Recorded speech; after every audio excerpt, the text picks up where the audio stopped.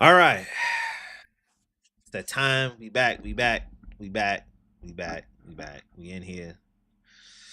Uh would have streamed yesterday, but things came along. So streaming today. We got to. We going over the pay-per-views on Saturday. But before we start this, I'm gonna bring this to the attention, and afterwards, moving forward, if something good comes up, we will go over it. But from now on, at this particular point, it's going to seem like I'm a one sided person when I'm really not. It's just the show doesn't offer anything to be reviewable for. So, um, when it comes to WWE, that's what I'm talking about. Monday Night Raw and SmackDown are not gonna be reviewable because they don't really offer anything for me to sit there and want to watch this shit throughout after the first segment.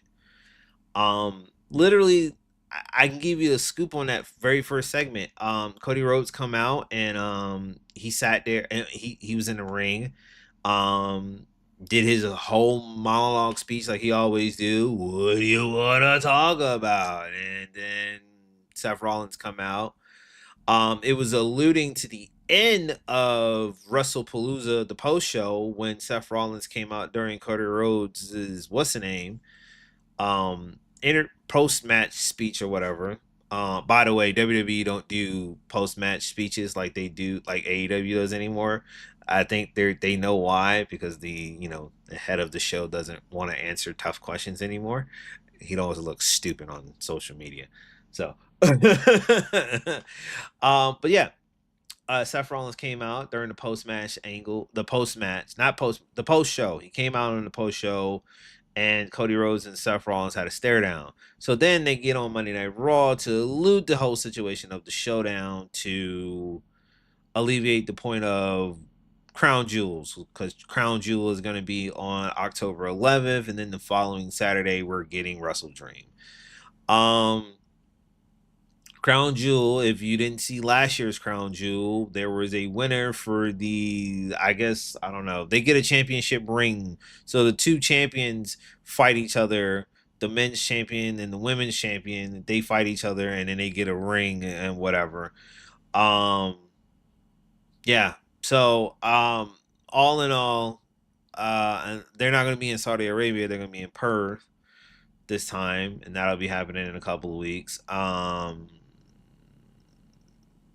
Outside of Monday Night Raw, out of that story, that was it. The rest of the show, I looked at most of the stuff on that show and I was just like, yeah, dude, I don't give a fuck about the rest of the show. So when it comes to WWE and Monday Night Raw and SmackDown, I'm not reviewing it. If it ain't nothing dramatically spectacular or something, like if it's a good show, I'll review it. But so far in the past couple of months, it hasn't been a good show. So I'm not going to review it going forward. Um, so it'll make it look like I'm a AEW, personaire, but I'm really not. I will review the pay-per-views. Yes, I will still review the pay-per-views. I will sit through and, pretend I'm caring about the pay-per-views when I'm watching it. But I'll sit through and watch the pay-per-views. Hopefully some good comes out of it. But all in all, I'm not watching Raw. I'm not watching SmackDown. WWE has to do better. They got to do better, and they haven't done better in a long time. With all this price hiking and all this crap going on to try to get more money and not listening to the fans, I'm not watching it no more. You're starting to see it. Literally, I'm not even gonna lie to you. We're gonna get into the Wrestlepalooza shit after, but we're gonna start with the All Out. But literally, it's a lot of controversy that's going around with the Wrestlepalooza stuff. It was, and that pay per view wasn't worth shit. It really wasn't. I'm gonna just tell you right now, it wasn't worth shit. But we're gonna review it. We're gonna review it match by match. I missed one match, but I missed one match on purpose due to the fact of my personal reasons why I missed that one match. I'll explain to it why. I think I talked about it, but I'll talk about it again. Um, and they said it was a good match. I just didn't care to watch it. So we'll talk about it. But um, when it comes to the great dynamic of a great pay-per-view, and it also starts early. Also, um, we're gonna talk about All Out. So let's talk about let's talk about All Out. All right. Oh, that might be the reason why. So let me spruce it up a little bit, just a little bit. All right, All Out. So this was the match card for All Out. Whatever. This was the match card for All Out. Now I have articles breaking down match by match, but this match card looks very impressive. And let's count how many matches that were on this card. Now I didn't watch the pre-show because they put the pre-show on TNT and then they put it on HBO Max. I wasn't able to get the HBO Max version of the pre-show. So therefore I didn't get to see the entire pre-show. Because when I was watching it on Amazon, I sat there and I was looking at Renee Young, RJ, and Brian Danielson sitting there talking. And I'm like, okay, well, where's the action? How the fuck are they gonna put action in an hour pre-show? Come to find out, that fucking special that they had on fucking Collision was like a fucking, pre-show. And I was just like, really? So I could have watched the shit on television and then, then come back and watch the show. I say that's gay. Like, why y'all didn't just put that shit on all available channels instead of promoting? But whatever. It's business. They promote it. Also, due to the fact that I'm not able to purchase it because I have my HBO Max as a part of a bundle, which is stupid. And then if I did pay it separately, and then I have YouTube TV and all this other extra shit, and then I still doesn't allow me to have it because I have YouTube TV. I'm, to be honest with you, I will be sitting here and waiting until 2026, literally 2026. The rest of this year, what is it? September, October, November, December. Network channels, HBO Max and ESPN, you got until the beginning of 2026 to fix the shit for other cable subscribers like YouTube TV subscribers. Please, make sure you fix that for them so we can fucking have something good. Make sure you fix that for them so we can Yeah, because I am a YouTube TV subscriber and I don't plan on changing my fucking subscription or anything else past that. I'm not moving to Hulu TV when I know Hulu and the Hulu TV version is about to get pretty much going down as far as I know going into next year, which I had information on that. I think I did, but I don't know if I displayed. I think I displayed that information. But yeah, Hulu TV is going to be no longer available. Starting in 2026. I don't know when in 2026, but pretty much before the summer, it's not going to be available no more. It's going to be absorbed into Disney. So anybody who's buying these bundle packages with Hulu and Disney Plus and ESPN, it's going to be all involved. So yeah, and I wasn't paying $30 a month. So I have the hookup. Basically, I'm not gonna tell you what it was, but I have the hookup, and that's how I saw Wrestlepalooza. Anyway, moving on. Moving on. But I paid for All Out, so I paid for that. I missed out on the pre-show for All Out, which sucks, but and I heard it was good. I heard that 8-woman tag match was good. The tag team match, the one-on-one match with Shibata and Daniel Garcia was good. I missed all of that. They the pre-show that hypes up the show. They did a reason. But let's count how many matches was on this card. So starting in the corner, we got 1, 2, 3, 4, 5, 6, 7, 8, 9, and 10. 10 matches, a 10-match card. Is it long? I'm gonna get tired of hearing people say this shit's long. Are you not enjoying the show? Are you not enjoying the show? That's all I'm caring for. I don't care if it's long. Are you not enjoying the show? That's all I want to know. Are you enjoying the show or not? If it's way too long, then why WWE pay-per-views are way too fucking short? Or no, not. I take that back. Why is it unnecessarily with ad fillers? I'd rather get paid for a show that's going to keep me entertained throughout the whole process. I don't care if it's long. I don't care if it takes 3 to 4 to 5 hours for a show. I don't really give a damn. I'm entertained throughout the whole process, as opposed to a fucking show that allows you. Oh,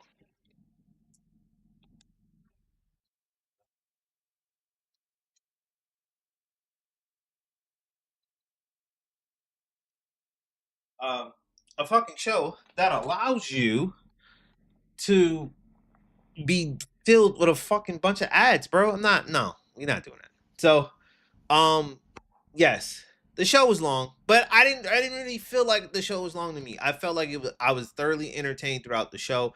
I felt like I enjoyed watching the show. And I say this all the fucking time. Time and time and time and time and time and time and time again. My money is well fucking spent. Every AEW pay-per-view I always watch. I don't feel like I regret my money. I don't feel like I want to fucking call up and, hey, I want my money back because this show was ass. I don't feel like that. Thus, this is why if it ever goes to a streaming platform where motherfuckers you don't have to pay for, like, going through HBO Max, and HBO Max decides to not do the make you pay for the pay-per-views lesser, and then it just puts it in there and all that other shit. And it'd be like how WWE does their pay-per-views. I would more likely would be like, okay. Hopefully they can keep up the quality that they've been doing for paying, but we'll see. But for right now, you're paying AEW, so AEW is it's really good. So now let's go over the match reviews for each match, starting with. I'll get that malarkey out of my face. Starting with. Oh, this is 0 hour. Yep. See, I missed all of 0 hour. Yep. Yep. I missed all of that. So we're gonna skip past that, and we're gonna start with Cope and Cage FTR, which was very funny. Cause matter of fact, let's play the Twitter clip. See, so they ran into several wrestlers. Not several wrestlers. They ran into several people. He showed up like twice. He was there. They ran into a famous hockey player, and then they ran into this dude twice. This and the character. I don't know. I just know he was from the Trailer Park Boys. So they had their own funny little entrance and whatnot. And then they came out. FTR. They wrestled throughout the match and everything like that. Um, Later on in the match, towards the end, the middle of the match, right before the finish, Beth Phoenix showed up, which was awesome. I was like, oh, so I'm hoping she shows up. I'm hoping she does more, and I hope this is not a fucking one off. I want her to wrestle, at least wrestle in AEW, at least do some wrestling and whatnot, you know, in AEW. So she showed up, and then the finish was terrible. I'm not gonna lie. The finish. Now the match was good, but the finish was terrible. Like, you really see it at the end of that match where it was like, what is going on here? Like, you gotta watch how Dax just slid into a corner for Christian Cage to just hold him, and then you gotta see how a shattered machine was like a no. It was literally fucking terrible. Like, that finish was terrible. Edge and Christian, Cope and Cage and Cope, they won. They defeated FTR, but the ending after that finish, uh, they did a pile driver on Cage, and they did a pile driver on what's the name? So Nick Wayne came out with Kip Sabian, and they attacked. Um, they handcuffed Cope. So I guess the feud between FTR and Cope is not going to be over per se, and they adding Nick Wayne involved. So I feel like, to be honest with you, I feel like I feel like a certain tag team is going to be a part of this pretty soon. So, um, we'll talk about it later on in the show. Another match that was pretty odd. The return of Eddie Kingston was pretty good, but the match quality of that was like, because when Big Bill was trying to do a sidewalk slam, it looked like it was sloppy shit, and he did it like 3 times, and it looked real sloppy. But all in all, it was great, but it looked sloppy, and then that finish was just very weird. So that was another terrible finish. Um, what saved it basically was the I think what was it? What was the finish? What saved it? What saved it was the damn, I was trying to think what saved that fucking finish. What saved the finish? What saved the finish? What saved the finish? What saved the finish? What did save that finish? Um Brian Keith. Yeah, Brian Keith, right? Right. That's his name. Whatever. Anyway, he came in and attacked Eddie Kingston, and then Hook showed up, and then now they're putting Hook and I guess Eddie Kingston together as a tag team. So, I don't know, but it's good to see Eddie Kingston back. I do want to see him take on Gabe Kidd, whatnot. So, that match was underwhelming, but then the next match that came in was the MJF versus Mark Briscoe, and my God, this match was motherfucking insane. This is where it picked up from here. It literally picked up from here. From this match, it was really great. The tables and tacks match. There was so much tax in that ring. If you look at MJF's bottom boots, it was like covered with tacks. It was like he had a silver plate on the bottom of his boots. He had so much tacks on his feet, and they were just literally sliding. It was just so much because Mark Briscoe came in the ring, and he was in the ring, and MJF, because I think MJF showed up first, or Mark Briscoe. MJF went out of the ring, try to do his heel stick or whatever. Mark Briscoe said, "Fuck that." So he went around, and there was like 4 buckets of thumbtacks all on each corner, and he took each one of them and poured it in the ring. And I was like, "Oh my God." Tax was everywhere. Tax was on Mark Briscoe. Tax was on Mark Briscoe's head, his forehead, his back head. Tax was in MJF's backhead. All in all, not MJF. Mark Briscoe won. He defeated MJF. It was a good match. It was a good match. It was a good match. Then the Hurt Syndicate versus the Man. So now Ricochet and the Gates of Agony got a name called the Man. Uh, I'm not gonna lie, I really did enjoy this match. This match was really fun. And I'm gonna give you a little context. So when when the Hurt Syndicate was the tag team champions, MVP and Bobby and Shelton were like they wanted to put the titles on um Gates of Agony because they like what they did, and they were good. They because they were talent that wasn't really doing anything, and they were like, if you look at Gates of Agony, they were like a bounce around tag team. They were going from Ring of Honor to the main roster, Ring of Honor to the main roster. They weren't really doing nothing until they got paired up with Ricochet.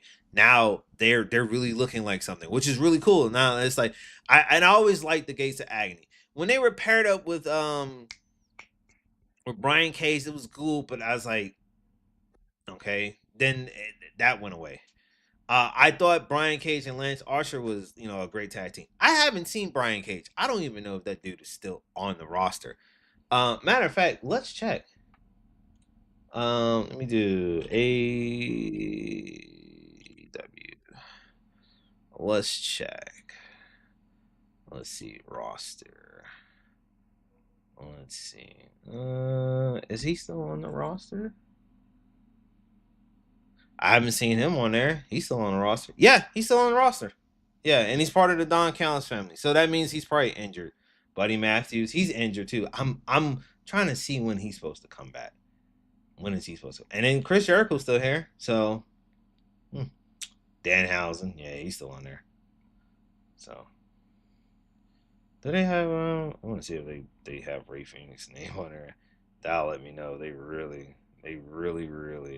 No, I think we in the T's. We passed it. Yeah, I think he's gone. Yeah, he's gone. Yeah, yeah, this is Ricochet. This is all the R's. Yeah, so yeah, he's gone. All right. Anyway, so yeah, that match happened. MVP looked good. He like his classic self again. I kind of want to see more of that. And I was kind of was wondering if MVP was going to be a manager or he was going to be a wrestler. He said he can still go. When he was talking to Chris Van Vliet in that interview, he said he can still go. Um, I want to see more of him. I want to see more of them as a trio instead of Shelton and Benjamin and trying to be a single star. I don't want to see that. I want to see more of them as a trio. All in all, as usual, Ricochet took a lot of bumps, but the match was really good. As you can see by this GIF, it got really intense. So that was a part of the match. Um, but the man won. They beat. They Ricochet got a pinfall victory on MVP. So and MVP was really set on putting those guys over. So uh, I'll give you more a little context on. So when MVP and Shelton and Bobby were doing the Hurt Business in WWE, they were trying to get a fourth person. So instead of Cedric Alexander being that fourth guy, Ricochet was supposed to be that fourth guy. But Ricochet was doing things, and I think he was in. No, he was doing things, and WWE kind of fucked him over. So all in all, the it kind of worked out in a different way, and they were gonna do it again in AEW, but things took a turn for Ricochet, but it took a turn for Ricochet in a better way. So I would say that it took a turn in a better way. Then the Mercedes Monet versus Rio match for the TBS Championship. This was a decent match. It was a real good match. Um, this was really good. It was a good match. I ain't gonna say it's probably one of the best Mercedes matches. Nah, I don't want to say that, but it was a real good match, and I thoroughly enjoyed it. It was all right. Rio did her thing. Rio mocked Mercedes Monet with her dance. That was funny. And Mercedes wasn't feeling that. But all in all, it was a good quality match. Mercedes beat Rio, so she's still the TBS champion. Um, I want to see if they're gonna do a faction because I think on last when Rio defeated Robin Renegade on Collision before AEW, I wanted to see if they're gonna put the Renegade twins with Mercedes Monet so they can because it's long overdue for Robin Renegade to be put on the main roster or be put in something. So and Mercedes Monet is a heel, so it's like it might as well turn into a faction, or they're gonna do it as a tag team, and hopefully they're gonna introduce this women's tag team titles because there's a lot of teams in AEW besides the tag team division coming together. It's a lot of tag team women's tag teams are starting to sprout up. So I'm like, can we get something? Can we get something? Then the match of the night. This match was insane. And Masturata was unbelievable.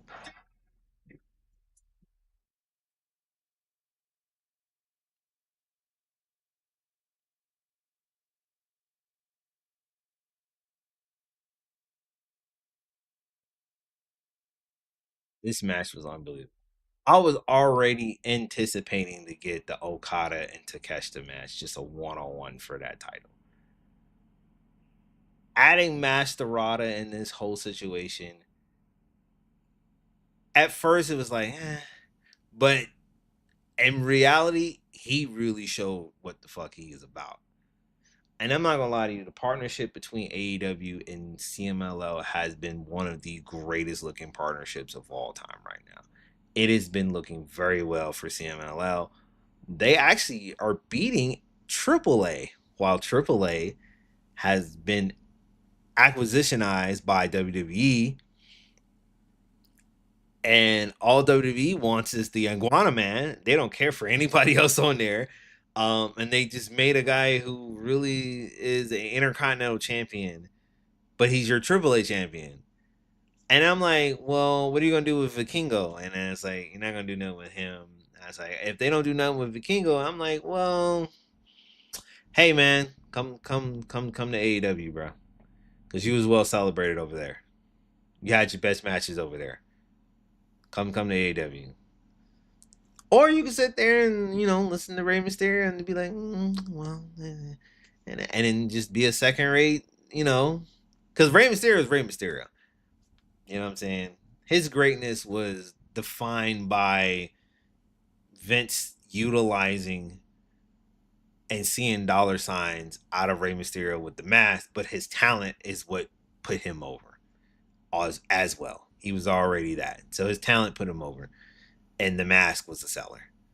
So Rey Mysterio is old, and Triple H doesn't have a view for it. But anyway, moving on. This was the match of the night for me. This triple threat match was the match of the night. Every man deserves their praise in this match. This was an amazing match. But there was only one winner, and the winner is still the unified AEW champion, Kazuchika Okada. And he pinned Dorada. So Dorada got pinned. I didn't even know that dude was like 23 years old. They said that dude was like 20 something years old. I was like, what? What? So I was like, man. But I still want to see a feature in Okada and Takeshita in the future. I really do want to see that. Then we get into violence. We go from violence in the start, and then triple threat, a trios tag team match, and then a women's match, and then we go to an amazing match, and then we go into more violence. Darby Allin versus Jon Moxley in this coffin match. Oh, and someone returns. This was pure violence. It was just straight anarchy. It was violence. It was fun, but it was violence. Um, they did everything, man. They did everything. And Brian Danielson wasn't gonna get involved. The Death Riders came along, and Jon Moxley sent them away. He sent them away. Sent them away. And literally, I think Brian Danielson handed a duffel bag with a plastic bag for Darby Allin to put over Jon Moxley. And I'm not gonna lie to you, I don't know if it was the audio that they made it, but I felt like the fans was chanting that. But they were chanting "This is murder." I was like, "Yo, that's crazy! Y'all chanting that? That's wild." They really were chanting "This is murder." This is murder. I was like, "Yo," because he had the bag over Jon Moxley. But at the end of the match, Jon Moxley won the match due to Pac returning. Pac looks different now. So he cut his hair. At his hair, he got like a little ball cut, so he cut his hair now. Pac returned. I think he was out due to an injury, so now he's back with the Death Riders. I don't know why, but whatever. He returned. And then later on, in a post interview after the match, um, once again, Jon Moxley sent them away. He was sending away the camera, and Darby Allin came out of the duffel bag, hit that man with the with the hit that man with a lead pipe, and then he put the duffel bag. He stuffed Jon Moxley in a duffel bag, and then he set that man on fire. So yeah, it was nuts. It was nuts. Then another great women's match. Tony Storm, Tatlika, Hayter, and Statlander. This match was great. This match was great. That moment was great too. I thought she was gonna field goal kick her. I knew it was gonna be something, but she was gonna kick her there. But yeah, the match is great, man. The match is great. I would love to go over some of the AEW stuff. Hey, you know what? We might do that. We might go over that. Let me pull up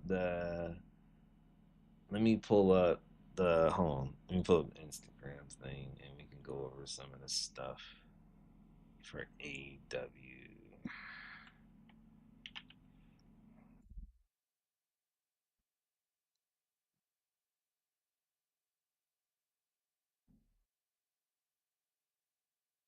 All right, I can't look at you today. You too much for me. All right.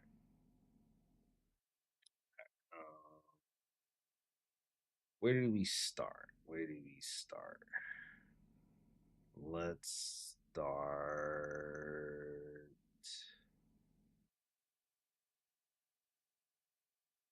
Where did we start? I don't even know. Let's see, I gotta scroll all the way back.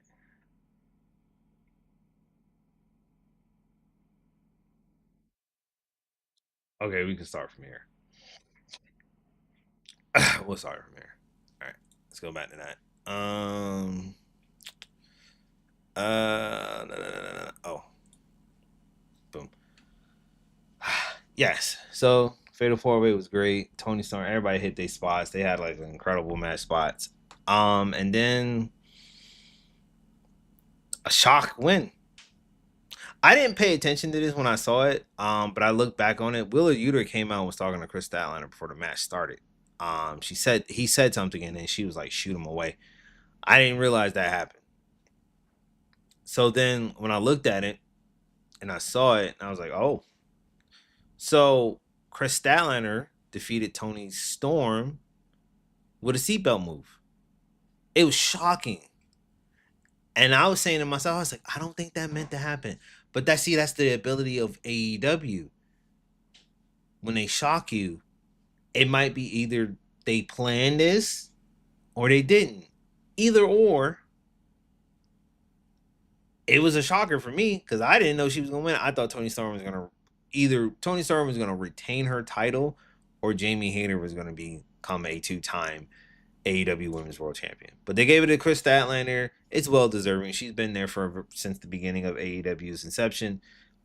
She's been working real hard, becoming a solo star and everything. So I wonder if her demeanor is going to change, and I wonder if she's going to turn heel because of being champion.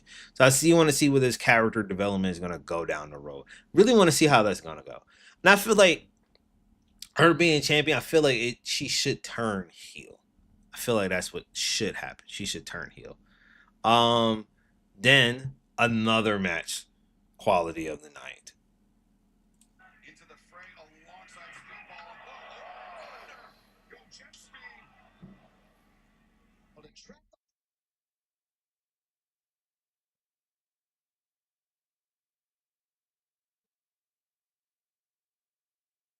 Another match quality. Brodito versus the Young Bucks versus Jet Speed versus the Don Callis family, which is Echicero and Josh Alexander. That match was great. It was a great ladder match. Had some amazing spots. They had like a spot where they had like a lot of table spots, right? And everybody hit a table spot. Then he had the two tables set outside around at the beginning of the ramp. Kevin Knight went through those. Um, my thoughts of this match though, I thought the Young Bucks was gonna win. I really did. I thought the Young Bucks they were gonna win, and I thought they were gonna be the tag team champions and whatnot. I guess not, but in that recurrence of that show, at the end of it, Brodito won. They retained their tag team titles, but we're seeing a lot of tag teams coming back. So they're bringing back the Acclaim. They had like a little segment with uh, Max Caster and Anthony Bowens. I want to say Cat. I almost about to call her Kathy Kelly, but I don't know what her name is again. One of the interviewers was out there, and she was out there interviewing both of those guys, and then Jeremy Lin was out there, and Jamie Lin, whatever, he was out there, and he was trying to get these two on the same page. But I was like, where's Daddy Ass? I don't know. I think Daddy Ass contract is up. I don't know. I don't know about Billy Gunn. I don't know if his contract is up or not. But he was the one that was trying to usher those two back together, and it turned into it turned into what's the name doing it, bringing it back together. I don't know. I don't know what happened to Daddy Ass. I don't know if his contract is up or not. I have no clue. But he did that. And they got a tag team match, I think on Dynamite or Collision this week. Which neither one of them wanted to actually team together, but they're gonna realize that them coming back together as a team is gonna be the best thing for them. But yeah, they were arguing with each other and whatnot, and Matt got the last word. It was funny. Then during this match, at the end of this match, the Brodito won a return tag team that came together. So we got a promo tease for a return tag team. So Jack Perry returned. So in the fallen days of the Young Bucks, when they lost their match, I think it was one of those matches, and then one of the last pay per views, they were sitting in the backstage and they had a phone call from Jack Perry and they just ignored him. So I was like, oh. So then he shows up um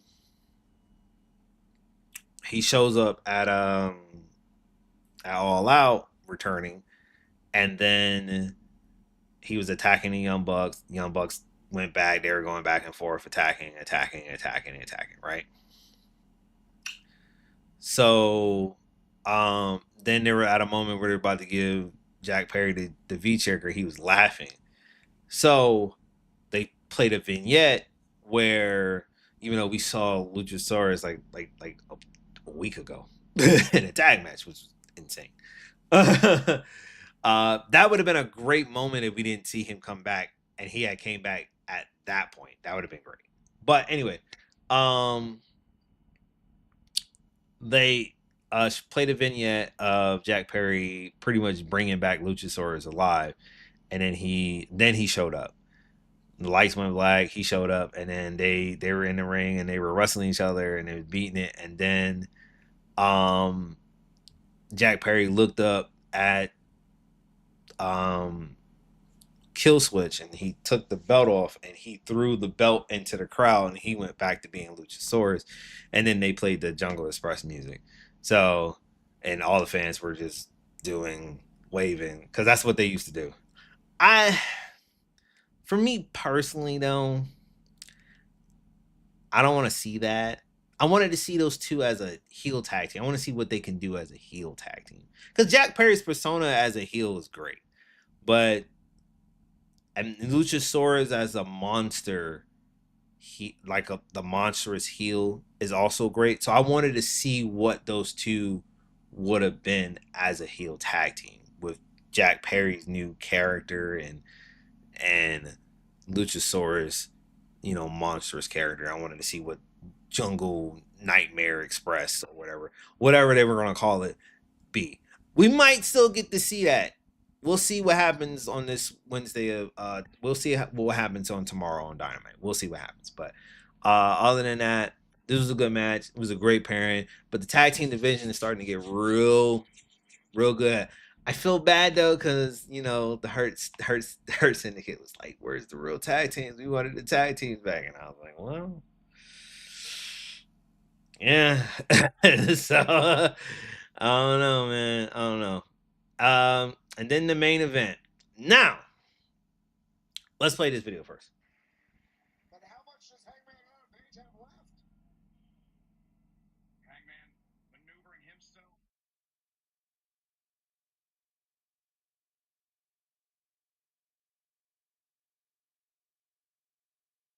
Yeah. Oh, I'm sorry. Super dead eye. Anyway, um, so this match. So I'm gonna give you some context on this match. This match came in, started out great, everything. It was a great match. Great match. But this match came in right around WrestlePalooza. So when WrestlePalooza started, right? When they started their show, this match was still going. And then the show opened with Brock Lesnar versus John Cena. So now we can get into the Wrestlepalooza. We're gonna come back because it's all over the place, but we're gonna get into that. So this match was good.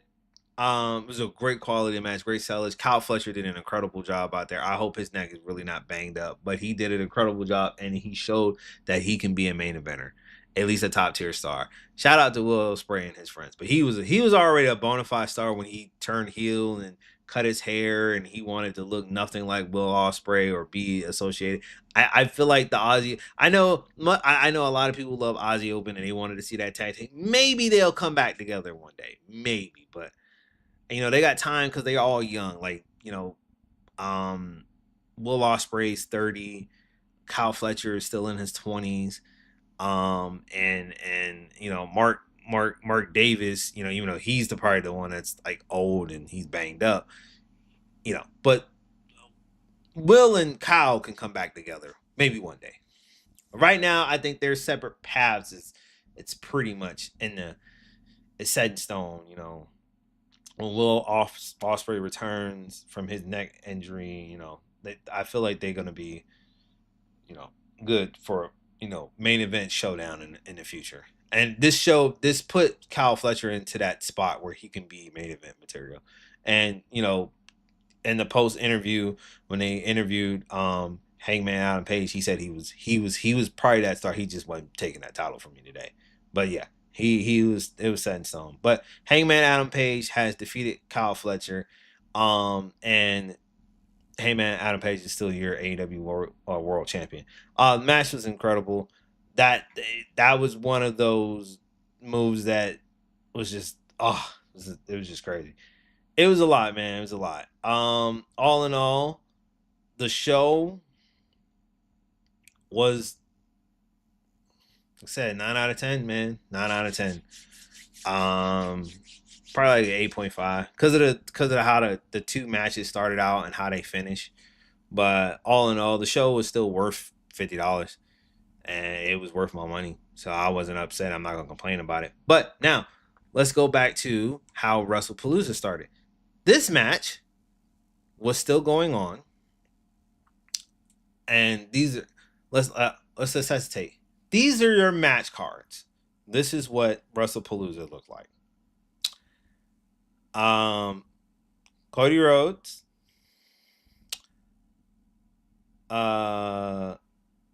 Stephanie Valkyrie, Io Sky, this mixed tag match, a tag match, and Brock Lesnar versus Cena. This match was the first match of the night. So as you can see, we're gonna come over here. This was the first match. This went on. This was a great moment though. So WWE decided to come out with a intro. So that's number one. They started to come out with an intro. And then they decided to do an intro for do a new intro for WWE. So now they got a new intro now since they moved to ESPN. Then John Cena comes out. He comes out with a bunch of kids. And he gets in the ring, get his announcement as being the last real champion and whatnot. Then Paul Heyman comes out. And he comes out and announces for Brock Lesnar. And he does the Brock Lesnar announcement and all this other stuff. It was a real great callback. It was really good. And I really thoroughly enjoyed it. That part was actually pretty good, and I didn't really miss that. But this is how the match ended. John Cena losing to Brock Lesnar. Now, here's the funny thing. People were saying this match was a waste of time. And it was.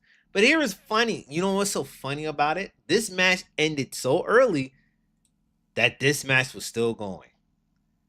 So then it led to them just stalling and stalling and stalling. So that's why you saw John Cena look like he's getting his ass kicked and shit. It was just stalling, and I was sitting there and I'm like, this is terrible. And I was laughing. So after this match, after that match ended, commercial break, wasn't really shit. Then this match came in and they started off with the with the tag match and whatever. This match was really not worth it. Once again, this match was still going. This match was still going. So by the time this match ended, we got by the time that match ended, this ended. So that Kyle Fletcher versus Hangman Adam Page match went through two matches already. Now you got 3 matches left on this fucking 5-match card that he likes to fucking book for some stupid reason. Also, yes, so during the fucking show, right before the main event, we'll come back to that. So yeah, this match ended. Braun and Braun won against the Usos. What's the name got busted open, so I guess Jimmy took the pin or whatever. I didn't really watch this match that much, so I missed it. Whatever. I missed this on purpose. This match, Stephanie Valkyrie is your new women's world title. I'm gonna give you a reason why I missed this match. So this woman here, and I think I explained it, but I'll probably go over it again. This woman here was, I think it was like 2 years prior. She was in AEW. She was introduced in AEW. She was showcased on AEW Dynamite Collision. Everything was going well. Tony Khan was willing to sign her, so she wasn't signed. She was still part of I think she was part of CMLL. She was part of something, some promotion, right? And she was going to go against Mercedes Moné at Forbidden Door, which she did. She was supposed to, she was going in, but she was losing. She was going to lose, and she did. She lost to Mercedes Moné when Mercedes Moné was TBS Championship. This is earlier in her reign. So, but Tony Khan was going to sign her because she did well. She looked good. She was showcasing. This is how we knew WWE paid attention and started looking. This is how we know WWE was looking at AEW pay-per-views. They look at the shows, man. They do. So you want to know why AEW is counter programming and trying to poach talent from AEW is because WWE watches AEW. They see that they got better wrestlers. They see they got better talent. Here's the problem. How about you put that effort into your own fucking talent that you got going on instead of stealing something else from another company? Do better. Yeah. You got all these big name talents. See them. You got all that talent that you don't use. I saw a clip of Natalya when she did the little blood sport. I'm like, yo, you can't use that to turn Natalya into a badass right now. Like what she did at it was like a clip of her and she was like wrestling. She was like she was doing blood sport.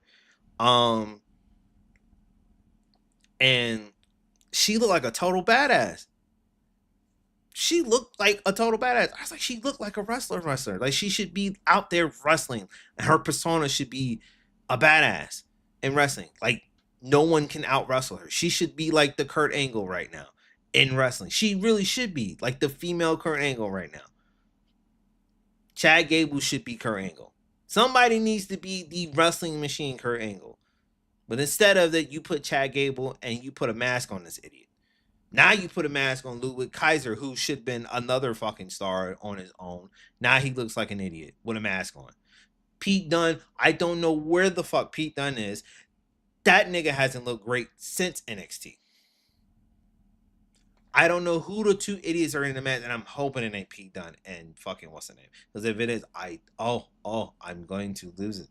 Because that is stupid. And that's great the way you just put 2 great top tier talents in a mask. Very comical shit. Yes, I'm ranting. We going on this rant right now. Like you put those talent in a mask and you don't do nothing with them. You let go of Killer Cross. He was undeniable, but you let him go. You let his contract go, didn't resign him, didn't want to give him what he wanted. He wants to be in part of WWE, which I feel like he shouldn't. He should stay his ass. He should come to AEW because he would be a more better showcase in AEW. But no, he wants to be in WWE. He wants to go back to that company. And I'm like, nah, he's working on the indies. And I'm like, okay, whatever. It's not about the money with him, but it's like the fact is, it's like bro. Anyway, back to the reason why I don't like Stephanie Spocker. So back to the top of the hand. She was wrestling at Forbidden Door. Wrestling at Forbidden Door. And then she she put on a hell of a showcase and they put on a hell of a match. Stephanie Valkyrie versus Mercedes Moné. They put on a hell of a match. Mercedes won. That following week, after Forbidden Door that year, she was supposed to do other shows. WWE snagged her, offered her a contract. Number one, she said she wanted to always be a WWE star. I was like, okay, that's cool. Yada, yada, yada. As you can see, Mariah May wanted to be in WWE as well, but she actually stood out and wrestled in AEW. It actually worked out for her because she looked like a star in AEW. She became a champion.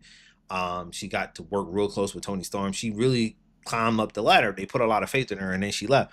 Jay Cargill was the same. Jay Cargill, but like as you can see, those wrestlers now, they're not really doing well in WWE. Not like how they were in AEW, but it sounds like the booking has been a little bit more. It's more better in AEW than it is in WWE. But that's my opinion.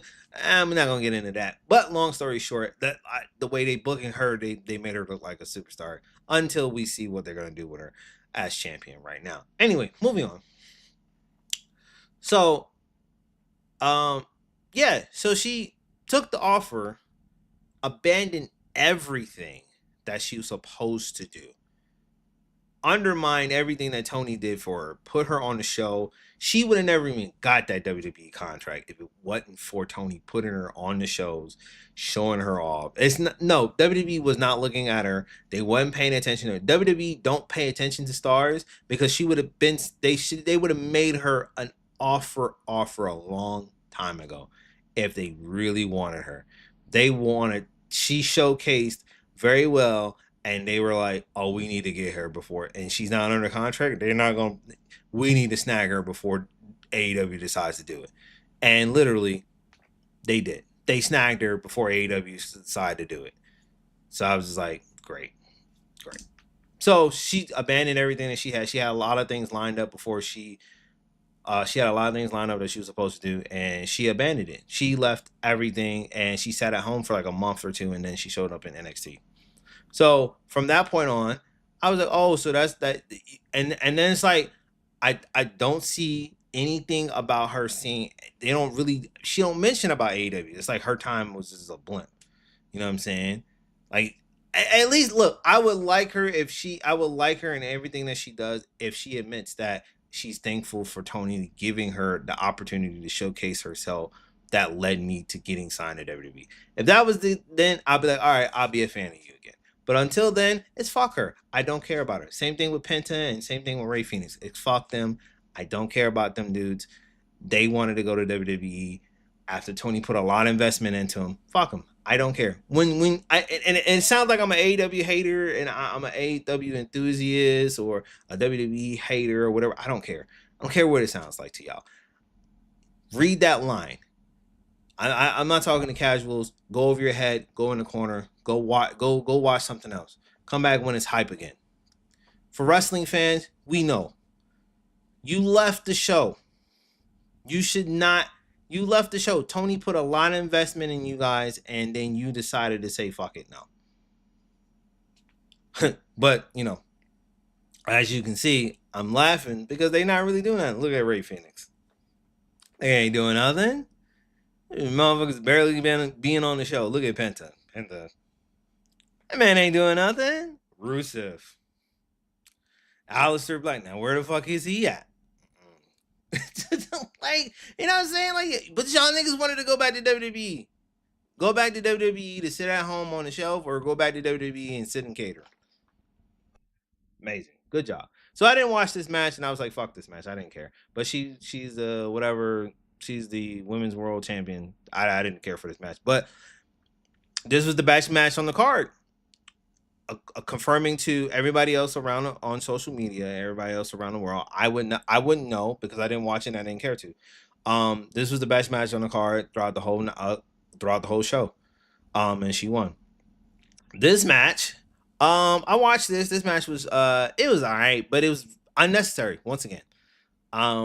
Watched the match. It was very unnecessary. It really undermined the CM Punk and Seth Rollins feud. Um, I thought when Becky Lynch came out and attacked Seth Rollins, I thought it would do something to make that feud be more better. All it did is just it really didn't do nothing. It didn't think I didn't think that it did anything that made me want to look at this feud and say, "Oh, this is exciting to see AJ Lee and Becky Lynch and CM Punk and Seth Rollins fight side by side." You know what I saw when I saw this match? Miz Maurice versus John Cena and I mean not Beth Phoenix, and Brie Bella. That's what this looked like to me.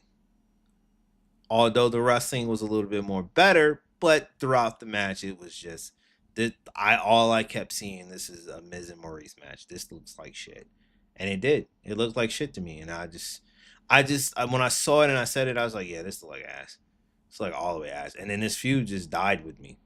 So I guess that feud at the end of the going into Per with Seth Rollins versus what's the name supposed to revigorate something, but it don't when you do that. And then not to mention she tapped.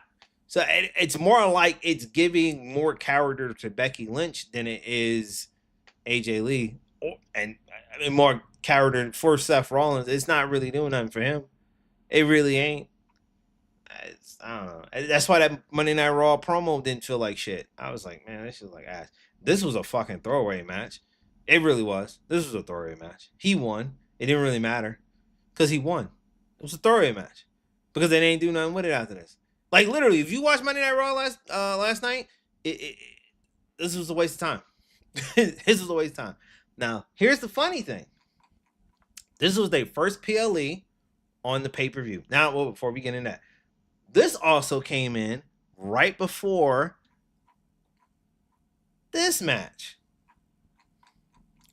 So when the main event, right before the main event, The Undertaker came out. And I'm like, why is he there? And I thought he was just going to ride around the ring and his mother. No, he stopped and he looked like Stephanie McMahon.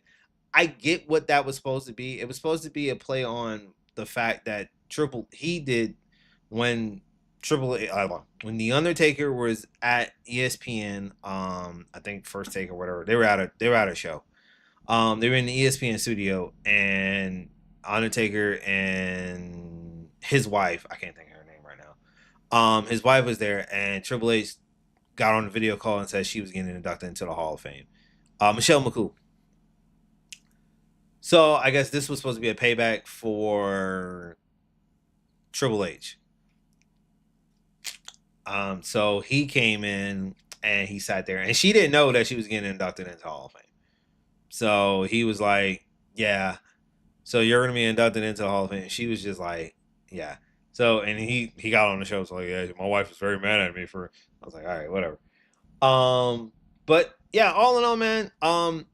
Back to the back to the other thing. I want to see if I can find this on Twitter. So hold on, let me see if I can find this on Twitter. Blah, blah, blah, blah, before we before I blah, blah, blah, blah, blah.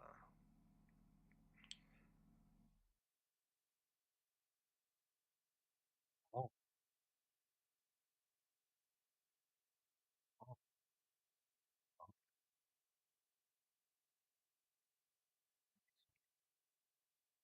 oh. All right. Ooh, that would be a great casting. Hmm,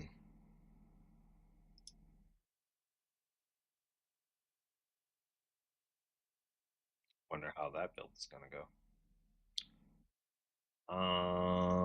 Matter of fact, we can stick that shit over here. All right. Let me look for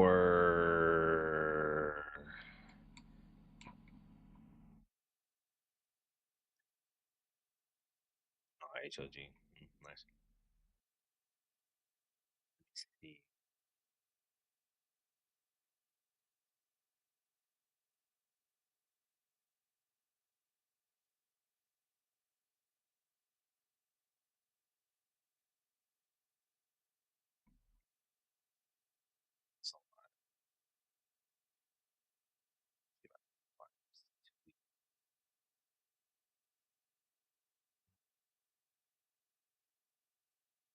You know what? I know what I can do. Let me get that. I ain't gonna find it through Twitter. Let me see.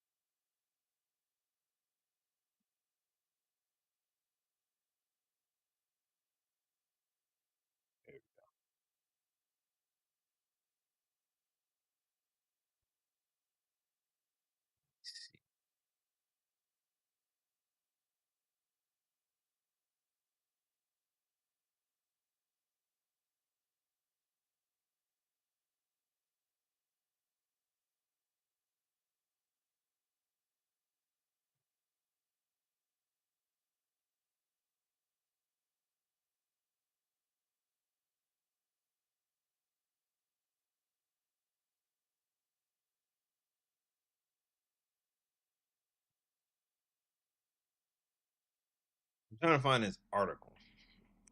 I can't find it. I don't know where it is. I don't feel like doing an on the fly search. Anyway, long story short. Um, long story short. ESPN, a reviewer on ESPN reviewed this show and gave it a C grade. The entire show. He said the only match that was good on the show was basically this. This was the only good match on the show. Uh, this match was a waste of time. Uh, this was just nothing. This was decent, and then this was underwhelming. This didn't perform. No, this wasn't really nothing. And he was like, the whole pay per view was basically a waste of time. This was probably the only good match on the show, and I was like, y'all sponsoring this shit. This is y'all. This is what it's supposed to be. It makes me feel like you fuckers should have waited until WrestleMania, launch the ESPN app, and then wait until WrestleMania coming on. That way, everybody could have came in. You could have got that big thing that you wanted. But this didn't happen, bro. And this was funny too because this didn't go. This didn't go the way it was supposed to go. But anyway, Wrestlepalooza, ladies and gentlemen, this is absolutely this is absolutely just trash. What is this? Oh, I don't know why that was there. All right. So, according to Triple H, it has been official. On Saturday, October 11th, which is now on the ESPN app, you know, Crown Jewel Per, alongside the women's match, champion versus champion, and the men's champion versus champion, depending on who's still going to be champion versus champion. Stephanie Valkyrie is going to be either defending her wrestling either whoever is going to be WWE Women's Champion at Per in October 11th. I don't know. And then the Cody Rhodes and Seth Rollins thing is going to be there. So along those two matches, this match is just has been announced. So it will be. I was in Australia, I think. Irvin's in Australia. Oh, so this is gonna be what time this thing is gonna start? Oh, I won't be watching that. Well, then I won't be watching this show. So yeah, ladies and gentlemen, I won't be reviewing WWE Perk. Can you see that start time? The start time is 8 a.m. Eastern. I'm not getting up that early in the morning. They do a 2 hour pre-show, which is gonna be 6 in the morning. I'm not doing that. I'm not watching. I'm not getting up at that time. I don't get up that time. I get up early, but I don't get up that damn early. We will be looking at the highlights for this fucking show. Um, yeah. Good luck to all the super wrestling enthusiast fans that love WWE. Good luck to you guys for streaming and watching it. I hope it's worth getting up 8 o'clock in the morning doing this. I'm trying to stay awake. Yeah, no, I'm not going to bed early for this shit.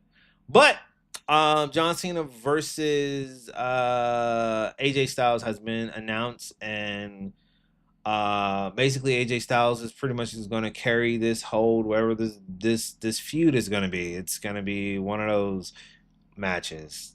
You know, it's gonna be a good match. I'm not gonna knock on it. It's anytime these two guys get in the ring, it's an incredible match. This is Mr. TNA versus Mr. WWE. Literally, if you really think about it, he was the front cornerstone to TNA. He was going to be pretty much the company's bat bearer like John Cena if the company paid him more. Like he was going to be Mr. TNA. So, but it is what it is. But it'll be a good match. Shortly but sadly, I probably will be missing that. I'm not getting up that early. If I can catch the rest of the show, I will. But more likely, if I get up, I'm probably going to be like halfway asleep. I'm hoping it's going to be a main event, but like I said, that's if I get around my computer around that time, which I probably won't. So yeah, Wrestlepalooza is over. We can get into this PWI thing.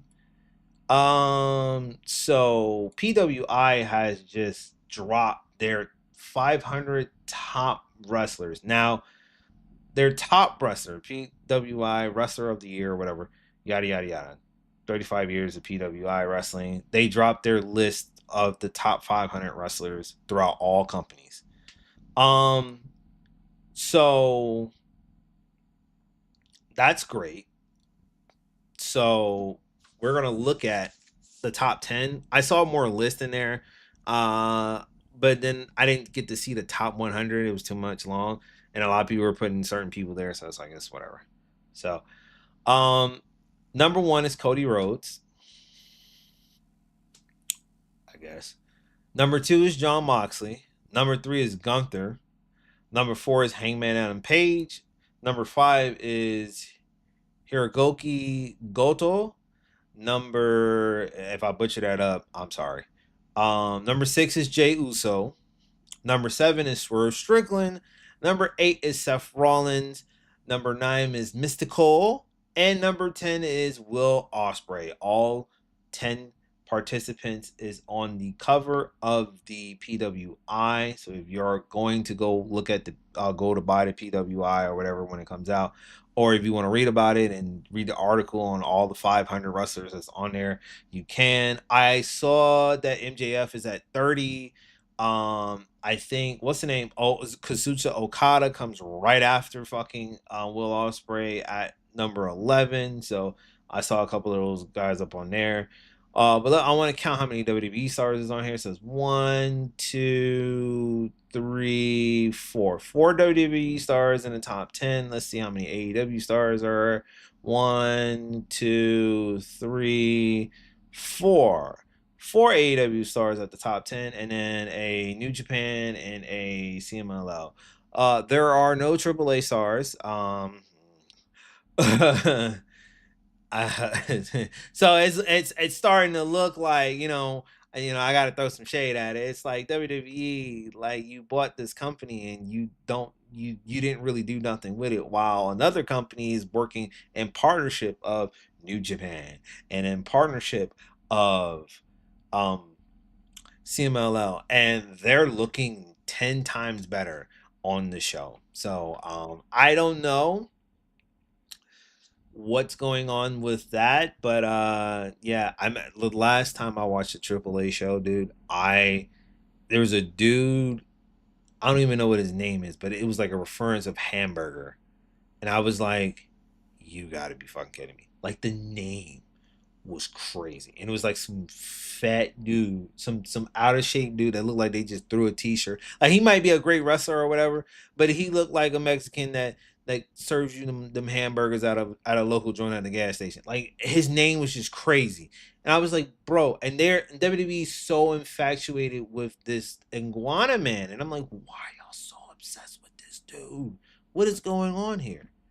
So yes. So PW Insider has dropped there. So be lookout for the whole list. There's gonna be a lot of people talking about it. Now speaking of Disney Plus and ESPN, Disney Plus is increasing their subscription prices starting on October 21st. So if you have not gotten a If you haven't, you know what I'm saying? If you really wondering where this price hiking starting to come up and coming out of nowhere, and it's like, yeah, is what it is. Standalone prices. So the standalone with ads is going to be rate increased by $2, which it'll start at 11.99, and then the premium without the ads will be 18.99. So you're better off just getting this shit with a bundle, basically. And then also keep in mind that Disney Plus is going to shut down Hulu, the app service, so that will no longer be around and coming in 2026, and Disney Plus will just be that. Um, um, so in a little gaming news, I know we don't cover too much of gaming news too much on here because I'm not a person that wants to dig at companies that are not doing anything or failing. I don't care about that. I care about good games though, but I don't care about digging at sorry ass motherfuckers and sorry ass companies. They sorry. They put out shitty products. They put out shitty products. I'm not gonna waste my breath on that. I'm passionate about wrestling, so I did that, and the only reason why I keep homing on and basically calling WWE trash is because I want WWE to be better. I want it to be good. I am a fan of WWE. WWE has great, rich history. The thing I like about WWE is like their documentaries on how things come about and how this is this and how this is started and all that. I'm a fan of that, but I'm not a fan of this current product today. It's not going well, bro. It's looking like shit. Do something better. Now, Hideo Kojima had an event last night. And he was talking about several games that he was announcing. One was a hard game, which is a trailer for right now. I don't know what the name of it. I think it was like ODC or O something. I don't know what it is. But also there's a game that was out with Jordan Peele that him and Jordan Peele was coming together to do. So I think that's the game. But unbeknownst to that, this was announced, and this is probably going to be our new Metal Gear. So we don't know anything about it. I don't know what it's going to look like, but this is probably going to be our new Metal Gear. This is basically the cast that's going to be a part of the casting. So we'll see what this is going to look like. All in all, it looks good. I'm hoping it's going to be a new Metal Gear game. We need a new spy thriller game. We need a new spy game. I argue for more spy games.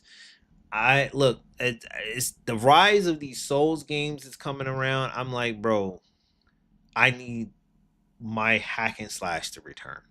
Why can't we have that? Why can't people have their Soul games over there? Why can't we have our hack and slash coming back? Why can't we have our spy thrillers coming back? Why can't we have it all right now? Why has one conventional thing have to have an uprise just because a company like FirmSoft did it right? Okay, that's cool. They did it right, and that's what they're gonna do. But we don't need everybody to follow that format. FirmSoft does what they do best. They're gonna make games that's gonna be tailored to the player and the player base of people who want to play the games. I want my spy games, bro. So give me spy games. If Hideo Kojima can give me this and this turns out to be the spy game that I always wanted, yes. God damn it, I'm buying. I'm buying. I need a spy game. And I'm hoping this is gonna play like a little bit of Metal Gear mixed with a little bit of Splinter Cell. You know what I'm saying? But graphically look like Death Stranding. Like I really want to see that. The problem is it's already a Death Note sign that the fact it's gonna be a PlayStation exclusive. It's already gonna be a PlayStation exclusive. PlayStation ain't gonna get no better. So because they're not really trying to fucking put none of their games day one on PC. So it's those exclusive timing joints that they got that they be doing, but they don't do none of their own exclusive. So this is probably gonna be on the PlayStation, probably coming around in 2027, 2028, whenever, probably for the PlayStation 6 when it comes out. So it's probably gonna be that. PlayStation, it might be a PlayStation 5 title, but it might turn into a uh PlayStation 6 enhanced version. So they might, I don't know. We'll see. Whenever this is announced and that I wasn't watching it. I'm not watching it. I didn't watch that event that happened due to the fact that I just didn't really want to watch it and it was late. I saw Jeff Keighley though. happy over there. So we'll probably see this announcement go on at we'll probably see this announcement go on at the Game Awards. So we'll see what happens at the Game Awards. We'll see that announcement go. Other than that, man, that's all I got for you. Oh yeah, I got some AEW stuff. I'm gonna show off the AEW shit in a minute. So we on AEW. I'm gonna show you the highlights right quick. I'm going to be right back because I gotta get some water and yapping for an hour. And then we'll do some 2K and we'll do some 2K and I think we'll do Breakfast Club. So we'll do that, and then after that, I'm pretty much done. So I'll be right back.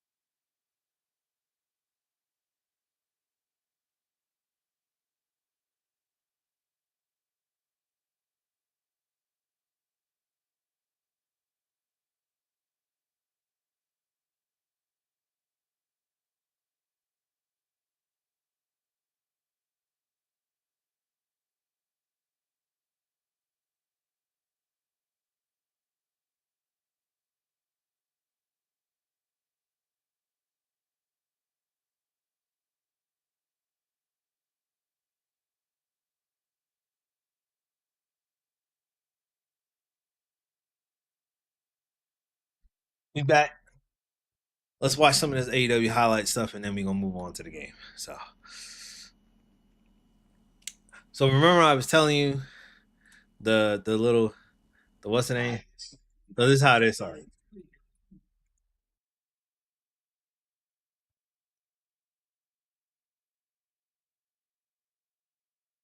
Ooh, wait. Oh, audio's not playing. What's going on? Uh, let me.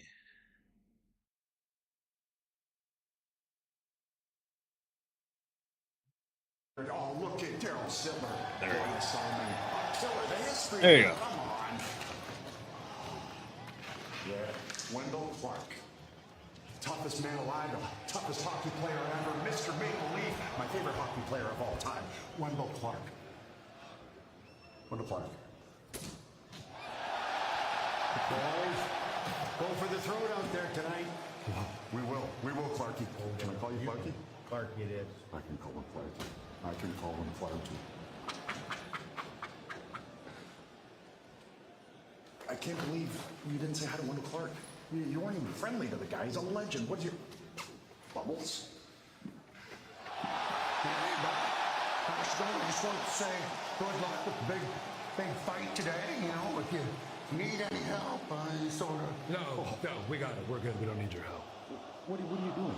This is Bubbles. Canadian, not Canadian. Why are you going to do that? Take it easy there, Deck Wheels. I'm just saying. That's, I know a guy. That's actually the same nickname I had for your mother. Whoa. We're not going there. What is your problem? Let's go. I'm sorry, Bubbles. Yeah, Dos Equis, man. Why don't you go have a Dos Equis? How's your father feeling? What?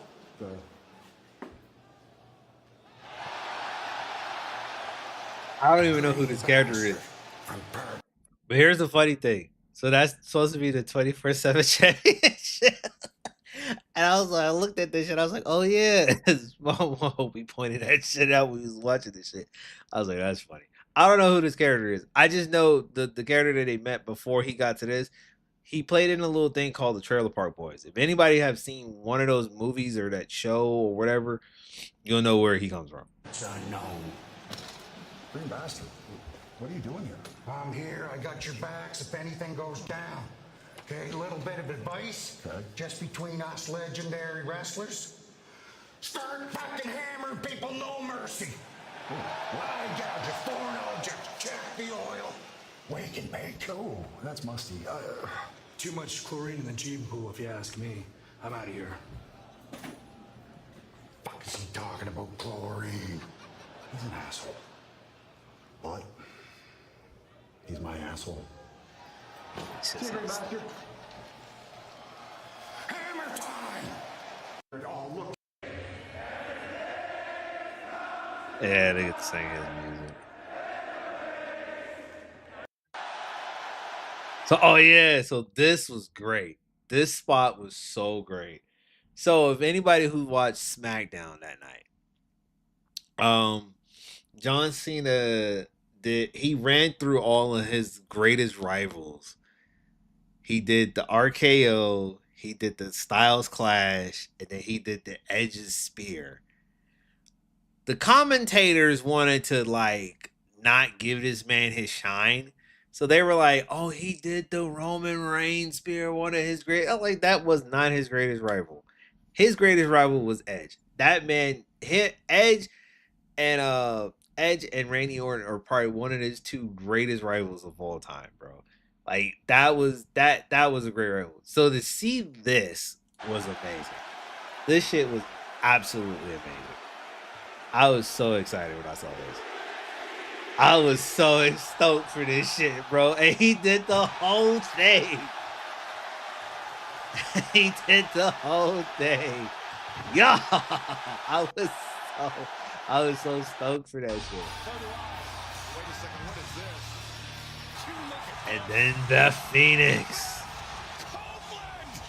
Oh, I'm hoping this is not a one-off, man. I'm hoping this is not a one-off.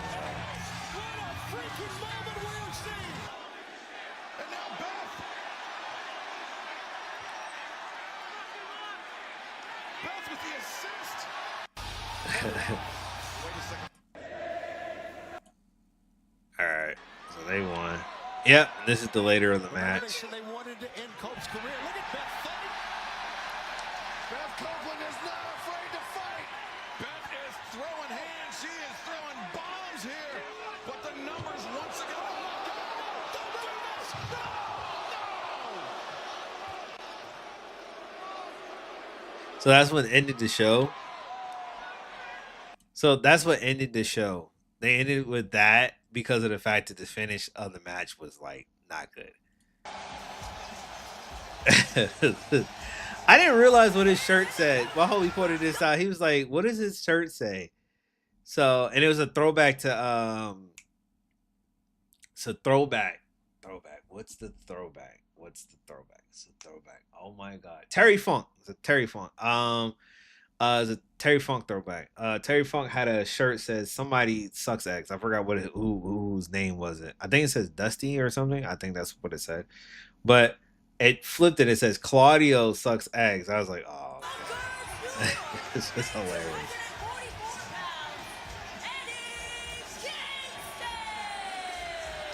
The Mad King makes his return. The King of the Bums.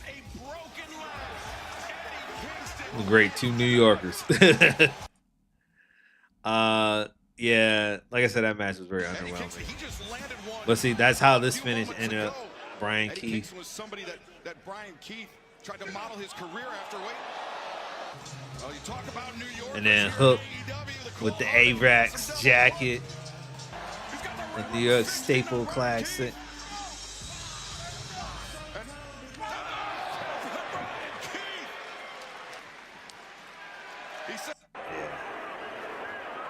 Look at that shit. Oh man. This is what Mark Russell was doing throughout the whole match. It's just thumbtacks everywhere. MJF putting the referee in the way and just poke in the eyes. And now, oh no! Here we go. MJF into the tax. Oh, this is what Mark Briscoe chose, though. We do. But I mean, even when you Violence. Oh my God. Oh my God. What is this? Ooh. But I mean, on his feet, MJF, nobody home. Briscoe now. Get him, Mark! Get him! Look at the face of MJF. I think that says it all. Pure violence, dude. Look at the tags, bro. Yo, look at his face, bro. Look at the tack sticking out of the back of this dude's head.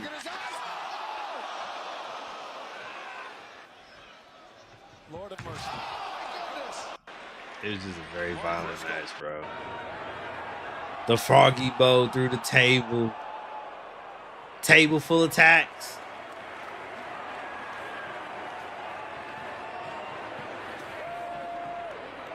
He did another froggy bow.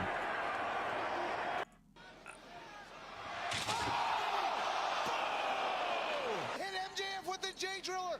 Ever since MJF invoked his brother's name. Let's see if he can hit it here. And now Jay Briscoe's finisher. Then Look at the bottom. You gotta see the bottom of MJ's boots. MJF's boots. Look at his boots, bro. That shit was like covered in. Let's see if he can hit it here. I can get it in the ring. Briscoe's finisher. Then Look at his boots. Look at this man's boots. Look at all the taxes on this man's boots, bro. That's how much tax was in that ring. It's crazy. Mark Briscoe winning. After last week's potential reunion, I'm trying to follow up with Jerry Lynn, Jerry Andrew Lynn. Owens, and Max Caster. Guys, excuse me, if I can just have 1 minute. Guys, This is why I was like, where's Daddy Ass in this whole situation? And I don't know where he is in this situation. sorry, I excuse can't me. believe. I'm sorry, Lexi. Now is not the time. Yeah, get out of here, Lexi. Calm down. Don't talk to her like that. I can't believe Lexi. you two still That's her name. haven't learned anything and don't realize. The whole world realizes that when you two work together, you're the best. I'm the best by myself. Stop No, you're not. lying. I'm not Stop. lying. Stop. You're a liar. Now, I don't care whether you two like it or not. I jumped through a lot of hoops and got you guys a tag match next week against Why? the Swirl. What? Why? I'm not doing that, John. You out of your mind? I'm not doing that. Fine. You know what? If you don't want to show up to work, get suspended without pay. Have at it. What? I'm not doing that match. I'm a star by myself. I have my Where's Daddy Ass though? That's what I want to know. Cause wasn't Daddy Ass trying to get these two back on the same page? We'll see. own segment. I'm not showing up either. You've been suspended a couple times. Any advice for me, huh? Okay, yeah, okay. No one wants to see you wrestle, five-tool player. I'm the pride of professional wrestling, and you are a loser who cannot win a match for your life. I'm the best wrestler No, alive, you are and you not. can't be better than the best. I swear, Max, I'm gonna.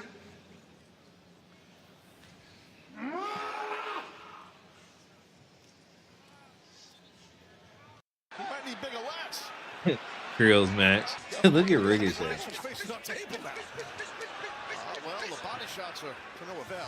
I'm not gonna lie, man. Ricochet looks great. that scream was so crazy. I was like, what was that? And that was Ricochet when he screamed. I'm not gonna lie to you. This match was so fucking great. It was like literally one of the best things about this match, bro. It was just great. It was a great fucking match, bro. All in all, it was a great match. Oh my goodness. Almost hit rain up there. He might need bigger lats. Yeah, isolated. Oh, Ricochet misjudged that MVP. And MVP. MVP looked real good in Belly this to match. belly. Throw. High kick, but you can see limping on that left knee. Oh, chop block by the demand. And this is how they won. The spirit gun. Yeah, Yeah. Oh, God. Wait, oh, no. Oh, that was very kind of you. She asked permission if she could do this. Did you say yes? I did, yes. Did you say yes multiple times like you always do? Oh, God. The flying surfboard, but oh, look at this. Riho. Oh. Escapes, and now Riho attacking the knee, guys. Yeah, Hammer, she wants that. There's Riho. Oh! Wrenching back at a the knee of Mercedes at a grotesque angle. The flying lung blower, and now the oh, wow! Sunset flip powerbomb into the corner, and Mercedes not done yet. The knees. Oh. Did you hear? 1, 2. Riho able to kick out. Lung blower. Not so friendly fire between family members. Now Okada and Rio's Takeshita nice. working together, and Look at Astorada. This nigga's doing. He was doing wonders out in this bitch. now, oh, wait a second. Miscalculation there by Mascara Dorada. Not so. Gosh, Able it's to good, avoid the man. contact from Takeshita. Now Takeshita into the ropes. Well scouted. Alpha able to avoid the drop kick. Now Takeshita, Blue Thunder, Okada lands behind. Into it. And rolling out, no. Instead, Rain. Make it, no. Takeshita. And Takeshita stuck him with that Blue Thunder bomb. A shooting star press. Takeshita looking to take advantage. Oh, look at Master Rana's head bounce off the bat. That shit nasty. I think he's got him if he wants him. I don't think Takeshita wants to beat Dorada. He wants to beat the Rainmaker. He caught it. Okada intercepted the knee. He was battered by those elbows. Strikes the drop kick on target. On the button. This was the best match. This was the match of the night, bro. Match of the night, bro.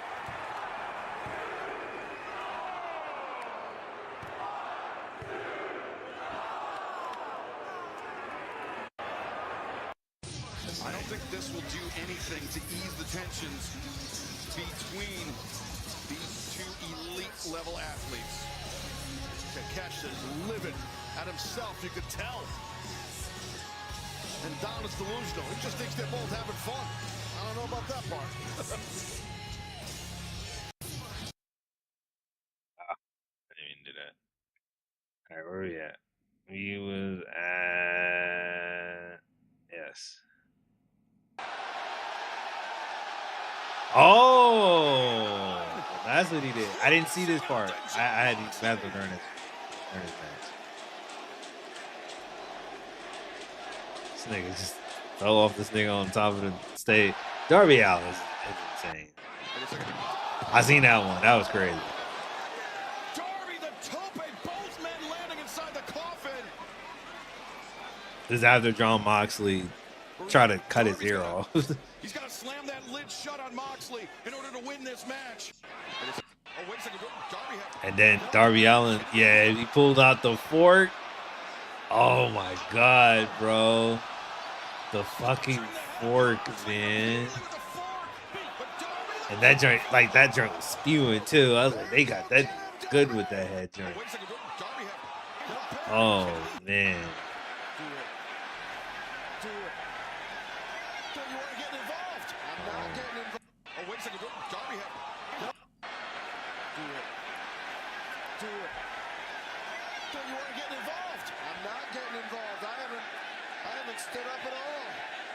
The plastic bag. Yeah, I'm not gonna show that on here. Ah, and then he returned. I ain't gonna lie, he does it like that. Y'all. Ooh, right on the coffin. John Moxley won. This is the gateway. Wrestle Dream will be at St. Louis. A vision of greatness yet to come. I will not rest until I have taken everything. Step through this gateway and live this Wrestle Dream. An AEW pay-per-view event. Live Saturday, October 18th from Chaffetz Arena in St. Louis. Tickets on sale now at AEWTIX.com.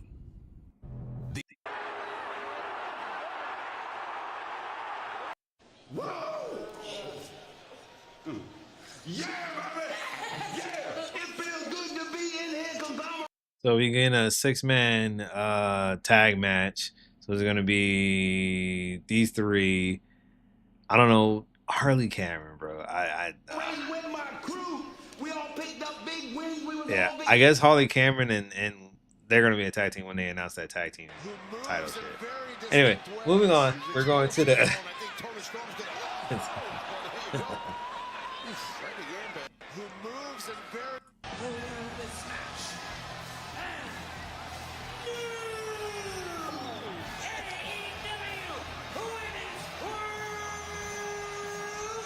yeah, Chris Statlander won.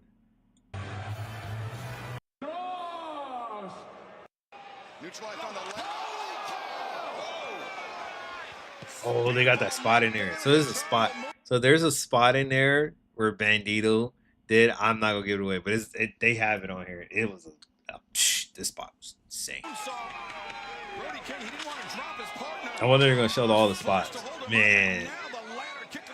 Oh, Excellent stuff by Speed Ray alongside Speedball. that spot, yes. That's one of them spots. Now look at that. He overshot it. He did. He like literally overshot it. Like y'all can see how he overshot this shit. You see how he overshot this whole thing. His foot hit the ladder. Ooh, I know my toes hurt. My toes hurt just looking at that shit.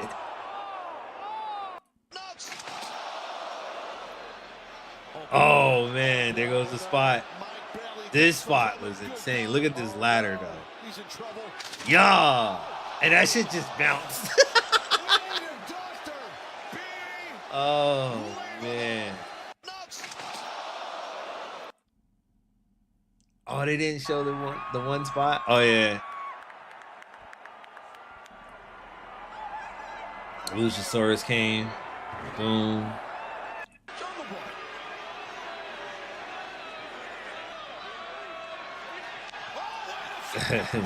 Beating up on that. I seen this. Oh yeah.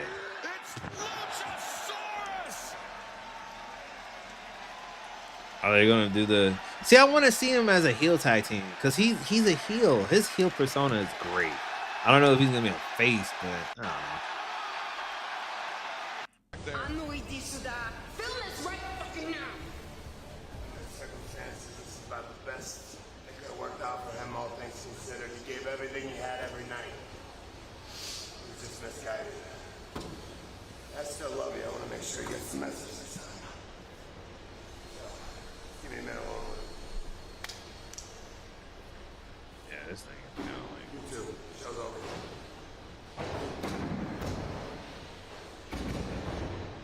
Well, anyway, can't show that. But What is he doing? he set him on fire. Let's just say. Oh yeah, this spot was crazy. Ooh, That's it. Oh no. that spot was crazy. That spot was crazy. Man, where's the let me see. Do they have it? Bandito. Let me see if he has the spot. Yeah, look at this spot. That shit was nuts. Like, look at that. That was a crazy spot. That was crazy. That was a crazy spot, bro. What else? I think.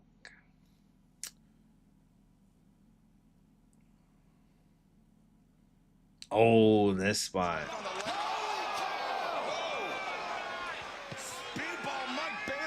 Oh, this is gonna show all the highlight spots. Yeah, this is gonna show all the highlight spots. Yeah, this is gonna show all the highlight spots.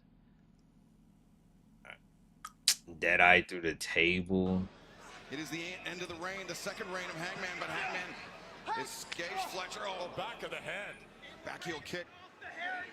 Once again to the neck, Hangman. Reverses out, Hangman. No. Get the rope. Oh, my God. It is the end. And Hangman Adam Page. Y'all saw this spot. Yeah. So, y'all get to see greatness. World's End will be at Chicago Saturday, December 27th. That's gonna be a great showcasing.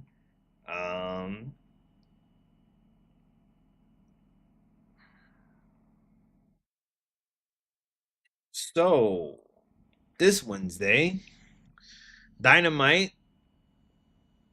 So they're gonna be in Pittsburgh, Pennsylvania this Wednesday and then I wonder if we're gonna see her return.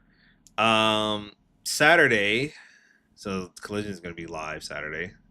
And then Dynamite Year Six is gonna be on top October 1st. They're gonna be in Florida, and then Collision. So it's gonna be a tape Collision on Saturday on that Saturday. Uh oh, Title Tuesday. So Dynamite is gonna be on Tuesday, and then we're getting a Wednesday Collision. So we're getting two shows. Mm, makes sense. Tape Collision on Saturday, and then WrestleMania. Okay, so hopefully they'll get the. I guess they're gonna. I guess they're gonna do. It's on Wednesday, so I think they're gonna do around this because this is the week of Wrestle Dream. So I think this is gonna be live. This is gonna be tape, and this is probably gonna be a Wednesday special.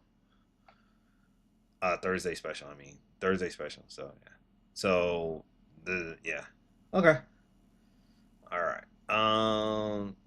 And that is AEW, man.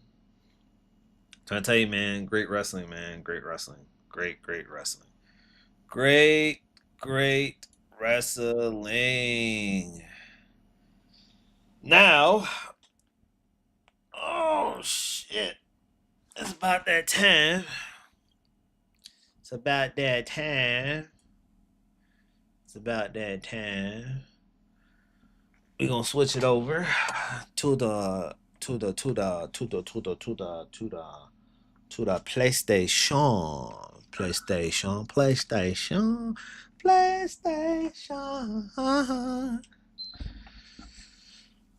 All right. Let me move this over here. Boom. Let me move this over here. Boom. Let me also move this over here. And anything else? No, I think I got everything. Oh, let me move this over here.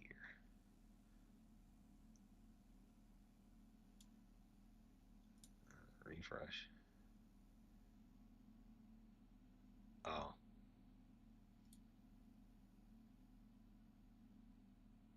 Hmm. All right. I'm gonna close that. Let me go back to this. Let me.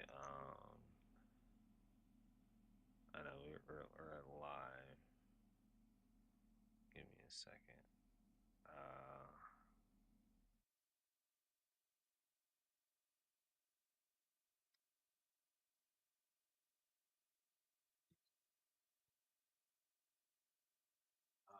Switch accounts. There we go. All right. YouTube, fix y'all shit. She's acting real funny on the website right now. I don't know what's going on. All right. Switch my account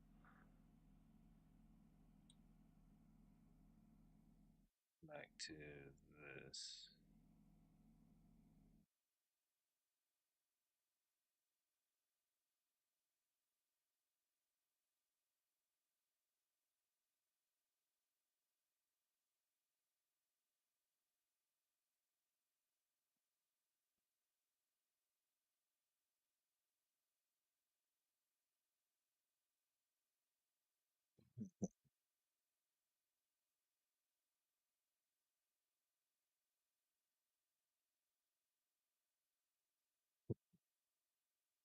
Go see your take pre-orders going crazy.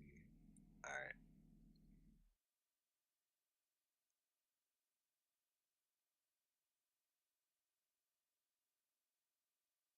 Yeah.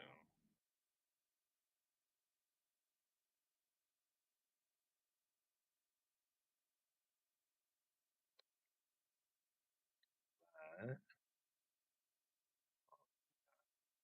Close this. See, this is working. Yes. Oh, let me change this while we're doing that. Oh,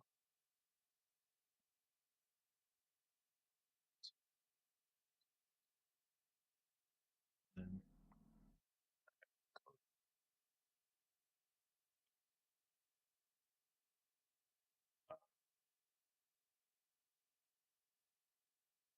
You know what? I'll do that. We'll do that first. I'm gonna close this. I think I can close this now all the way.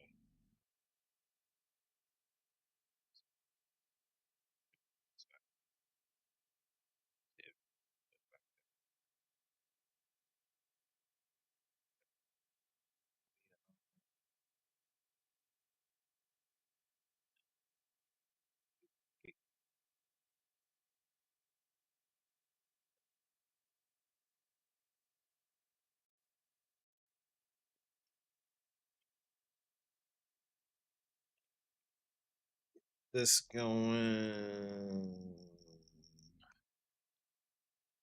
or actually, you know what? We'll do that. Where's my? Is it? Is that? Is that 8? All right. Let me. No. We can do that. We can do it. We can do it.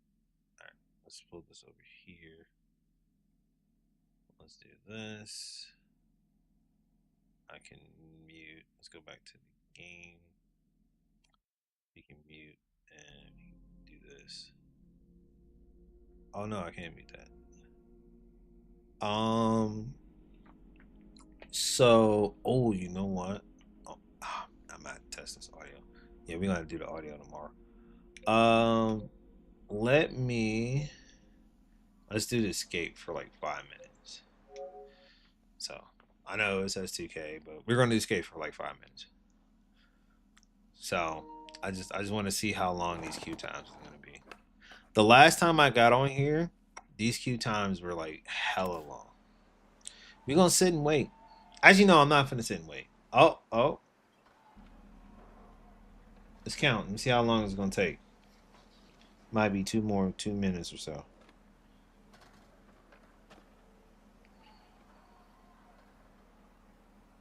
Always end up stumbling on some kind of word.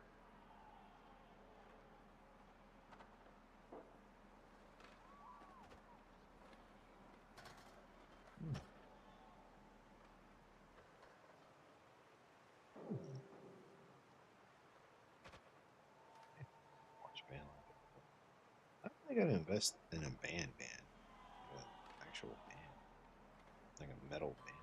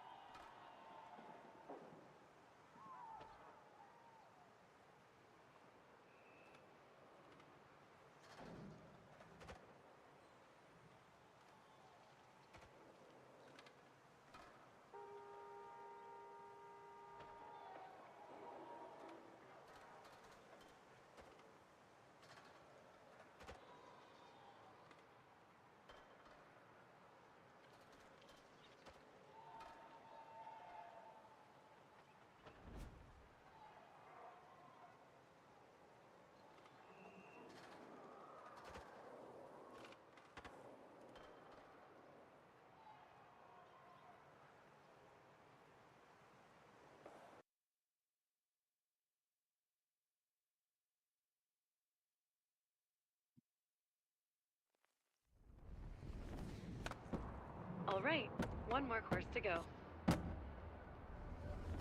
If ollies are magic, then flip tricks are sorcery. They open the door to endless self-expression and style on your skateboard. Loads of flip trick variations await, but let's start with the basics.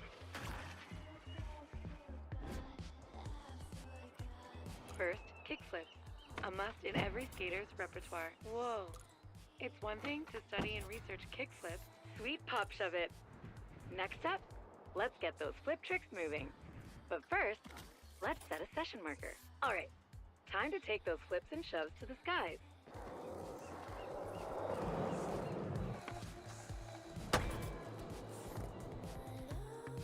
Exquisite. Imagine what you'll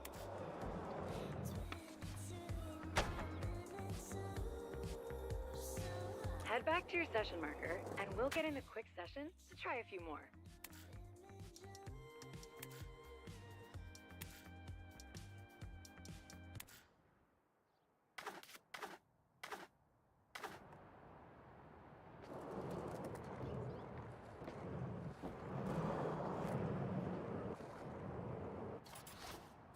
Fun fact, every trick on your board is some variation of a flip or shove trick. Experiment nice flip and kick flip. Let's skate the park and try a few different he'll make for the win. You shoved it good. Real good. Oh, a backside shove. You are now fully equipped to rip it up.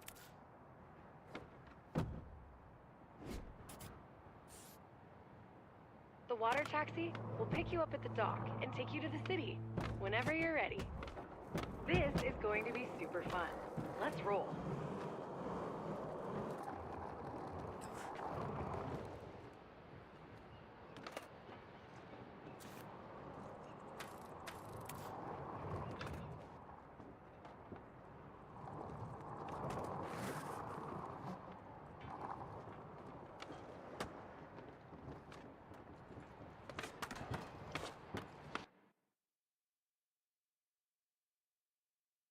I'm quiet because I'm about to cut this shit off and uninstall it. I have no desire to play this game. Congratulations! You've successfully cracked. Skip. Welcome to Blue Light Beach and the Hedgemont neighborhood of San Amsterdam. Okay, first things first. We'll take a little skate to Hedgemont's Extrovert Shop in Hardcore Plaza. I'll fill you in on how the resident incentive program works along the way.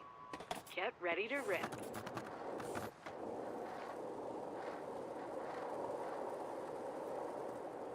The RIP initiative is all about reinvigorating the San Van skate scene and getting the locals and visitors hyped on the city. And all you need to do to take part is skate. Best way to get people hyped about skating is to just skate.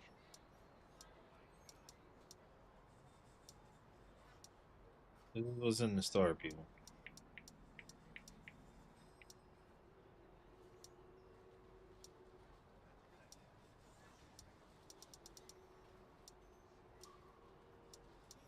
Little boxing.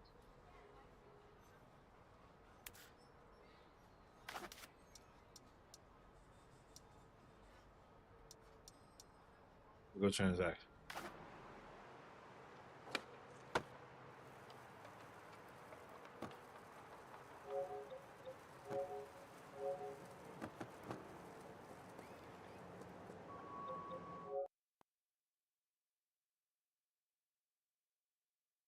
First and last time.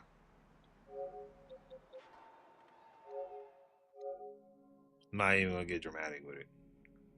It's just getting off my hard drive. Like, I don't care to play it, bro. I should just like it's the first and last time about it. Oh, hold on. I gotta need this because I got copyright music playing. Forgot I gotta turn this down.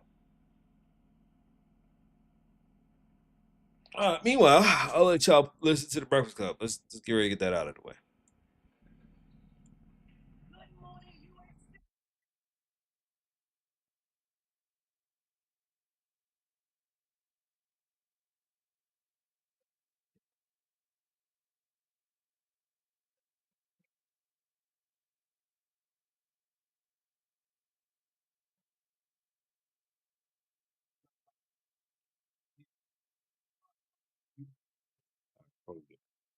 Let me put this on the audio instead of the video so it won't run too much stuff on the background. All right, I gotta get this. Let me do this session. Forgot. Let me turn settings. Sorry, turn this damn music off.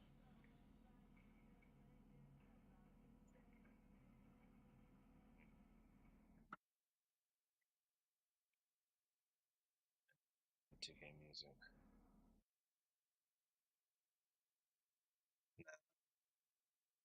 You know, I could. I'm gonna see what they'll do if I get copyrighted for it to be fine. Let me see if I put it on low. I'm gonna test this out.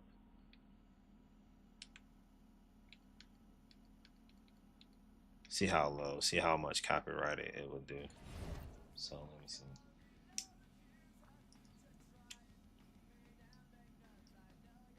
I just want to hear it in the background. Hold on.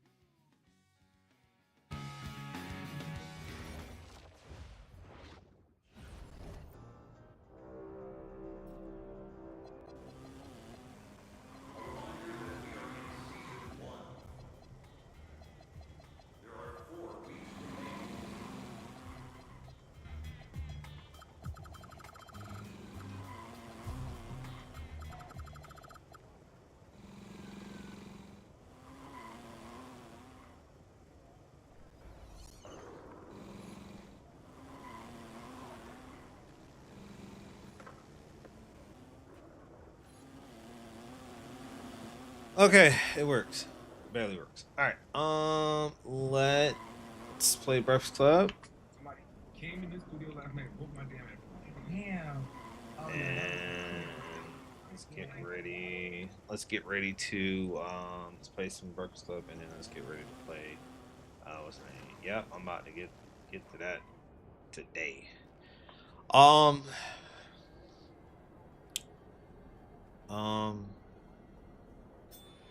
Pray for me.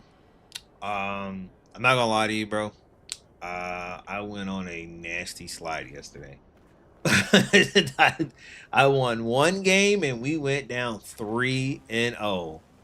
I went 1-3 yesterday. Yes, this is the game. The game is the rapper. Yes, he is number one. I went on a nasty slide yesterday. I was getting dummies after dummies after dummies after dummies, boy. We was going through it, bro. Anyway, let's go ahead and play this Breakfast Club, and then that we can get up out of here because I want to get something to eat pretty soon. So. Be in this goddamn room. Why do y'all make me complain about something every day? I know, and it makes you sound like. I just come here to do my job. Somebody literally had to come here and break me on purpose. Oh my stuff. That's what it looked like. Yeah.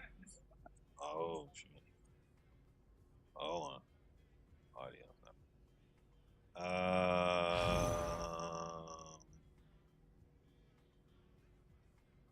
Yep. See.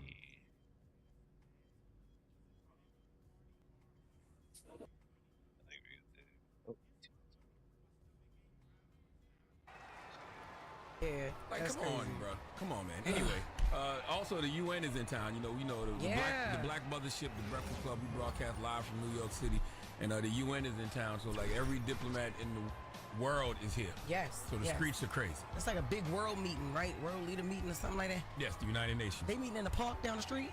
Park. The park. Where they gonna be? Well, actually, a bunch of them are staying in the hotel right there. That's why it's so hectic. Oh. And Trump Plaza is right up the street. So. Oh.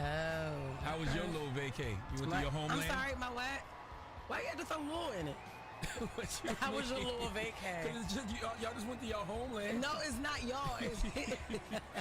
It's his family homeland, and we didn't even go in town to see them like that. Like we went on a resort. Shout out to Grand Palladium. They're a really, really nice resort, man. They got TRS, which is the adult side, and then the family side is called Family Selection side with Grand Palladium. And it was amazing. All-inclusive resort.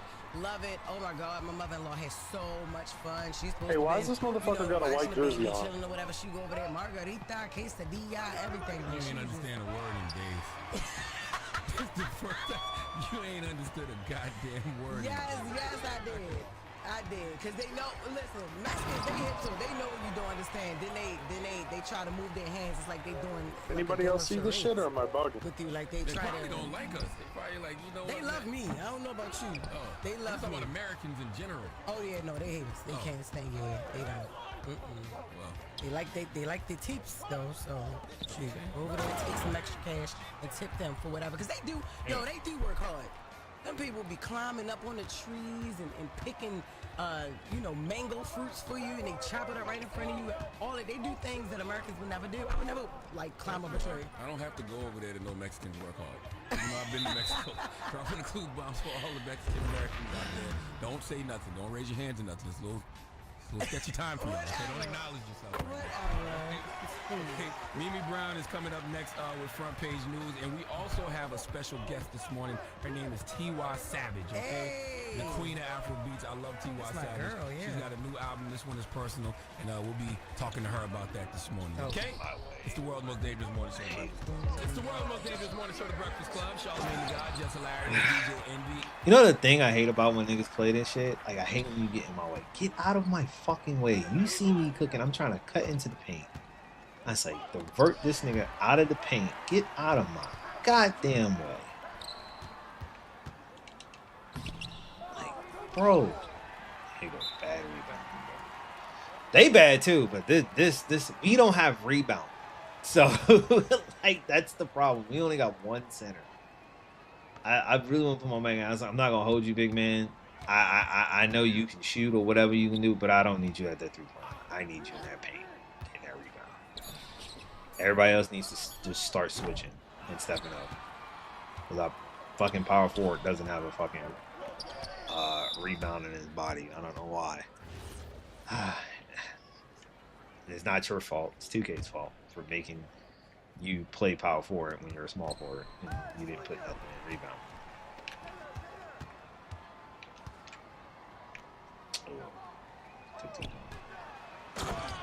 The Envy is not here today.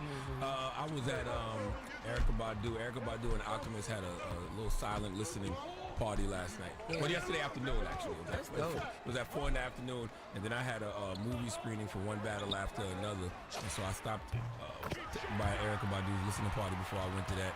As you know, that's my wife's favorite artist. Erykah Badu and Jill Scott, my wife's favorite artist. Those are two of my favorite artists too. Boy, amazing. I needed some Erykah Badu. Yeah. We need some Erykah Badu energy right now. You hear me? It's time for Front Page News. Mimi? I think after this game, I'm probably gonna adjust the audio. I see it on there where like the audio level will like match, so I'm gonna try to adjust the audio.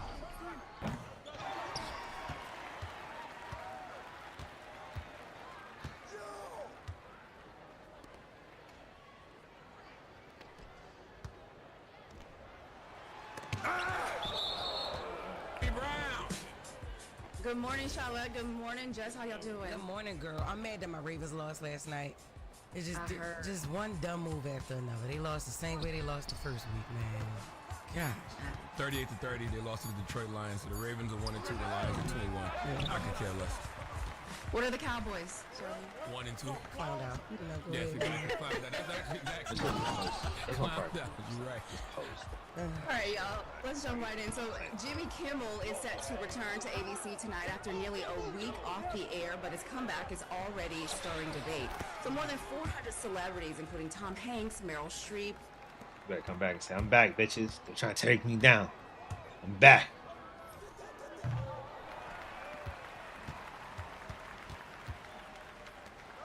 I'm back, Jennifer bitches. Aniston signed a ACLU back letter calling Kimmel's suspension a blow to free speech and warning companies not to cave to government pressure. Now, at the same time, one of ABC's biggest affiliate owners isn't budging. Yo, it's funny. That gets taken off, right? And then like later next month, Disney's raising their prices. Isn't that the funniest shit ever? That shit's funny. Like Disney is raising their fucking prices next month. Like that's hilarious. Like literally next month. Like Jimmy Kimmel got taken off the air, now he's back on the air, and now they're about to raise prices. That's crazy. That's fucking crazy. Damn. I thought I had it. I really did. So Sinclair Broadcasting Group, which controls nearly 40 ABC stations nationwide, says it I will should have take just Kimmel stepped back. off That's the what I air probably should have and instead run local news. And the company has previously said that it wants Kimmel to issue a public apology, make a donation to Charlie Kirk's family and Turning Point USA, and signs what it calls an accountability agreement to ensure more professionalism. Until then, viewers in cities like Seattle, Washington, D.C., St. Louis, even Portland won't see the show tonight. Now, Kim was originally suspended indefinitely, but Disney said, they quote said, Now, Disney said the move was, quote, to avoid further inflaming a tense situation and an emotional moment for our country. But now, after what they call a thoughtful conversation between the host and top executives, he will return tonight. Now, this all comes after Disney is weighing a $6.2 billion merger between Nexstar and Tegna. Their streaming losses are into the billion, with people canceling their subscriptions. And so, but tonight, all eyes will be on Kimmel, what he will say, what he will do. Charlamagne, what do you think we'll see? Will we get an apology? Will it be business as usual? Will he double down? What are you expecting? I hope Jimmy Kimmel don't let them take his nuts from him. I mean, you know, because the reality is Sinclair isn't allowing him back on because Sinclair needs that merger with Tegna to go through, and they need FCC approval. So, I mean, there's really no need for Jimmy Kimmel to come back and, you know, tuck his tail in any way, shape, or form, because it kind of feels like the writing's on the wall. If Sinclair's not bringing his show back now anyway, it kind of feels like at any moment they're going to let that guillotine drop. So you might as well come in there guns a-blazing. Go out guns a-blazing, man. Yeah. So sources say he will address the controversy some kind of way. So we'll just all tune in. I think the ratings will be really big tonight, regardless of if Sinclair's not going to broadcast it or not. So we'll see. Oh yeah, because it'll be all over social media anyway. Yeah. All over social media, and you can stream it on different platforms. And you know, if you haven't canceled your Hulu, I believe you can even watch it on Hulu. So you'll be able to watch it if your local station, is not carrying it. And President Trump, he is publicly directing the Justice Department to go after his political opponents, raising alarms inside the Justice Department about ethics, independence, and job security. Now, over the weekend, the president posted on Truth Social that he wants investigations launched into 3 of his most outspoken critics: former FBI Director Jim Comey, New York Attorney General Letitia James, and California Senator Adam Schiff. Now, he wrote, "We can't delay any longer. It's killing our reputation and credibility. They impeached me twice and indicted me 5 times over nothing. Justice must be served." Now, Press Secretary Caroline Leavitt, she insists this I'm gonna mute the caption just for now. I'll let what's the name play. is not about weaponizing the Justice Department. Let's hear what she had to say. We are not going to tolerate gaslighting from anyone in the media or from anyone on the other side who is trying to say that it's the president who is weaponizing the DOJ. It was Joe Biden and his attorney general who weaponized the DOJ. Joe Biden used this sacred American institution to go after his political opponent in the middle of an election year. And you look at people like Adam Schiff and like James Comey and like Letitia James, who the president is rightfully frustrated. He wants accountability for these corrupt fraudsters who abused their power, who abused their oath of office to target the former president and then candidate for the highest office in the land. And this is why I understand completely why people are having a conversation about free speech in regards to media. But let's be clear, President Trump has a hit list. Okay, we knew that this second Trump term was going to be a revenge tour, from Kimmel to Colbert to The View to Letitia James, James Comey to Adam Schiff to Biden. Trump is looking for revenge. Okay.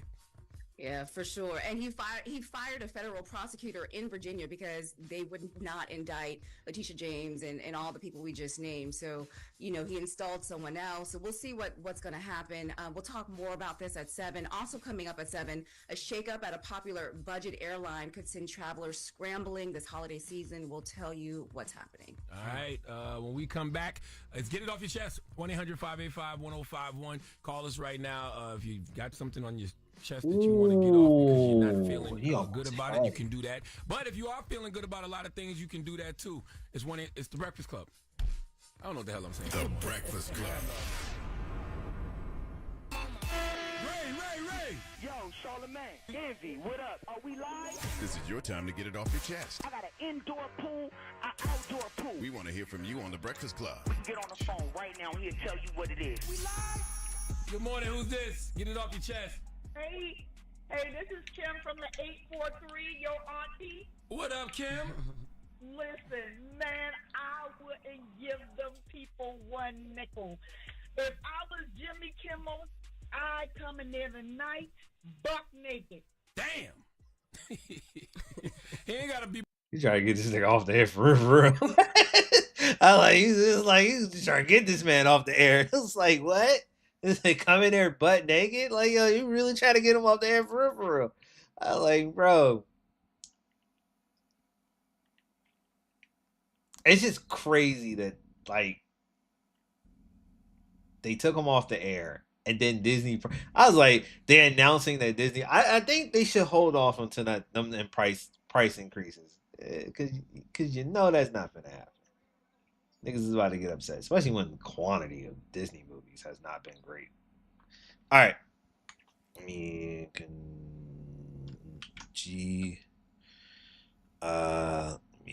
do the. Trying to see, where is it? Where's the audio? Is not coming from that then.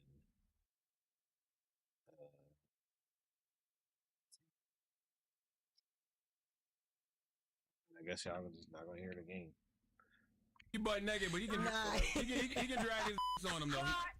Butt naked from balls to the wall, from the window to the wall. I wouldn't. Man, listen. Kim, I just want you to know if he come in there butt naked, that's a definite FCC violation, Kim. I just want you to know. She trying to see Kimmel, man. She trying to see Jimmy. Okay, what's the least thing? What? Put a dot on his aorta and a dot to the front? Okay, like that then. But I wouldn't give that hoe speaking all of that hate, her husband, all of that hate. Man, listen here, Charlamagne. Now they running out. They definitely running out. But listen, they been ran out, by the way.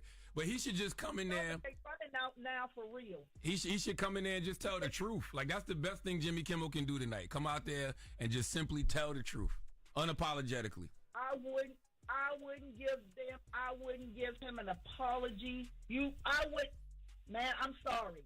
But when I didn't know that part now. What part? I do some other stuff. The part that he got to give an apology.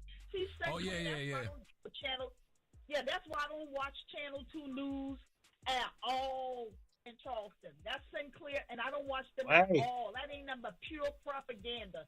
You can turn on Sinclair here, and you can turn on Sinclair in New York, and they saying the same BS. Damn. Well, thank you for calling, Kim. Hey, I love you. And Charlamagne, I was trying to call you for like 3 weeks when you said a wedding will make you cry, because I was trying to get you to come to my wedding. Oh, I was down there for Bakari's wedding a couple weeks ago. Bakari Sellers, he renewed his vows. I heard you. Yep. Well, congratulations. Well, thank you, Jeff. Yes, you got to come to Charleston for playing around. I surely do. You are right. I'm well overdue to be there. If we had a comedy club, I'd have been bought Jeff. Yeah. Boy, listen, that's what I'm trying to get with you, son. I'm trying to get with you. Okay, we gonna talk. I gotta stop lying to people, man. Yeah, you do. Do you know her? No. I mean, I do, because she's from the crib, but I mean, it's only 1 degree of separation. I thought she was like your aunt or something. Like, They all my aunties down there. Okay? Get it off your chest. 1-800-585-1051. Call up right now. Tell us why you blessed. Tell us why you stressed. It's The Breakfast Club. The Breakfast Club. This is your time to get it off your chest, whether you're mad or blessed. I hate the way that you walk, the way that you talk. I hate the way that you dress. Everything with me is blessed. Argument. Niggas calling timeout. They arguing. Who's the point guard? That wasn't him. You got it.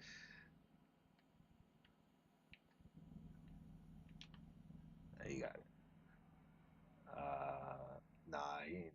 Somebody else called timeout. Ooh. Let's go with the and-one drive. That was a stupid reach foul. Call up next. 800-585-1051. Not just me. I'm with the coach of Philly. Get it off your chest. Get it off your chest. Who's this? Why are you screaming at us? Sorry about that. I'm a truck driver, yo. I scream at everybody. Yes, sir. Good morning. How are you? Hey, how you doing, Lauren, Jess, Charlamagne, how's everything? Everybody good. Morning. Listen, I just wanted to make a comment on what the president said about Tylenol. Oh yeah, Mimi's getting to that in the next front page news. But go ahead, what you got? Hey, listen, if you are a pregnant woman and you have a fever, or if you're anybody and you have a fever, you need to take Tylenol. He said, I'm not just saying this just because I have stocks in Tylenol, but I'm saying it because it works. Look, anybody out there, you should never, ever take medical advice from somebody who's not directly seeing you or who's an expert. Do you think? Because you really have people that are out there that believe that Tylenol will cause autism? Autism, yeah. You think Tylenol gonna sue Donald Trump? Nah, they're too scared of him, yo. I don't know, bro. That was a hell of a claim. Yo, this is the most gulliest president on the planet. I mean, this is a guy who advisors will say, sir, I really don't think you can do that. And he's like, watch this. Watch this. Yep, every single time. Every time. But I will say, I don't know about the autism risk and all that, but I can say from experience, taking Tylenol for anything, it does not work for me. So Motrin, ibuprofen works for me. Tylenol has never worked for me and my black family. But you do a lot of drugs though. So yeah, but this is before I got on all that stuff. This is the fact that he said that. But you do a lot of drugs though. Like, bro, you ain't supposed to say that. There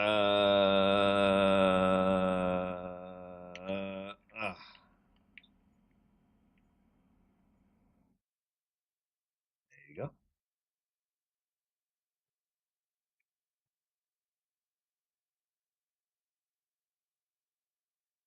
Shot. All that. Damn, man hung up. Wow. No, I do feel what you're saying though. I like Tylenol, but I like Excedrin and Advil.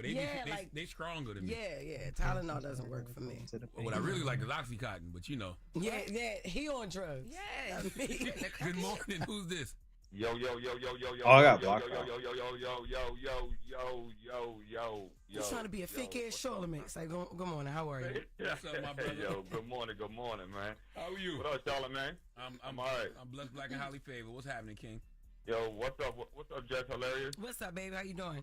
I'm doing all right. I'm just give it old boy, dude. Ass up with the Breakfast Club this morning. You know what I'm saying? Ain't no money. I was gonna give it to him because he's locked the fuck up. That's right. That's all it is, True, man. Tell everybody good morning. Good morning. Or appreciate y'all. No problem. King. You have a good day. Oh, get it off your chest. Who's this? This is T from Georgia. Oh, your name is T? Yes. You ain't got none. You ain't got no T. You ain't got none for us this morning.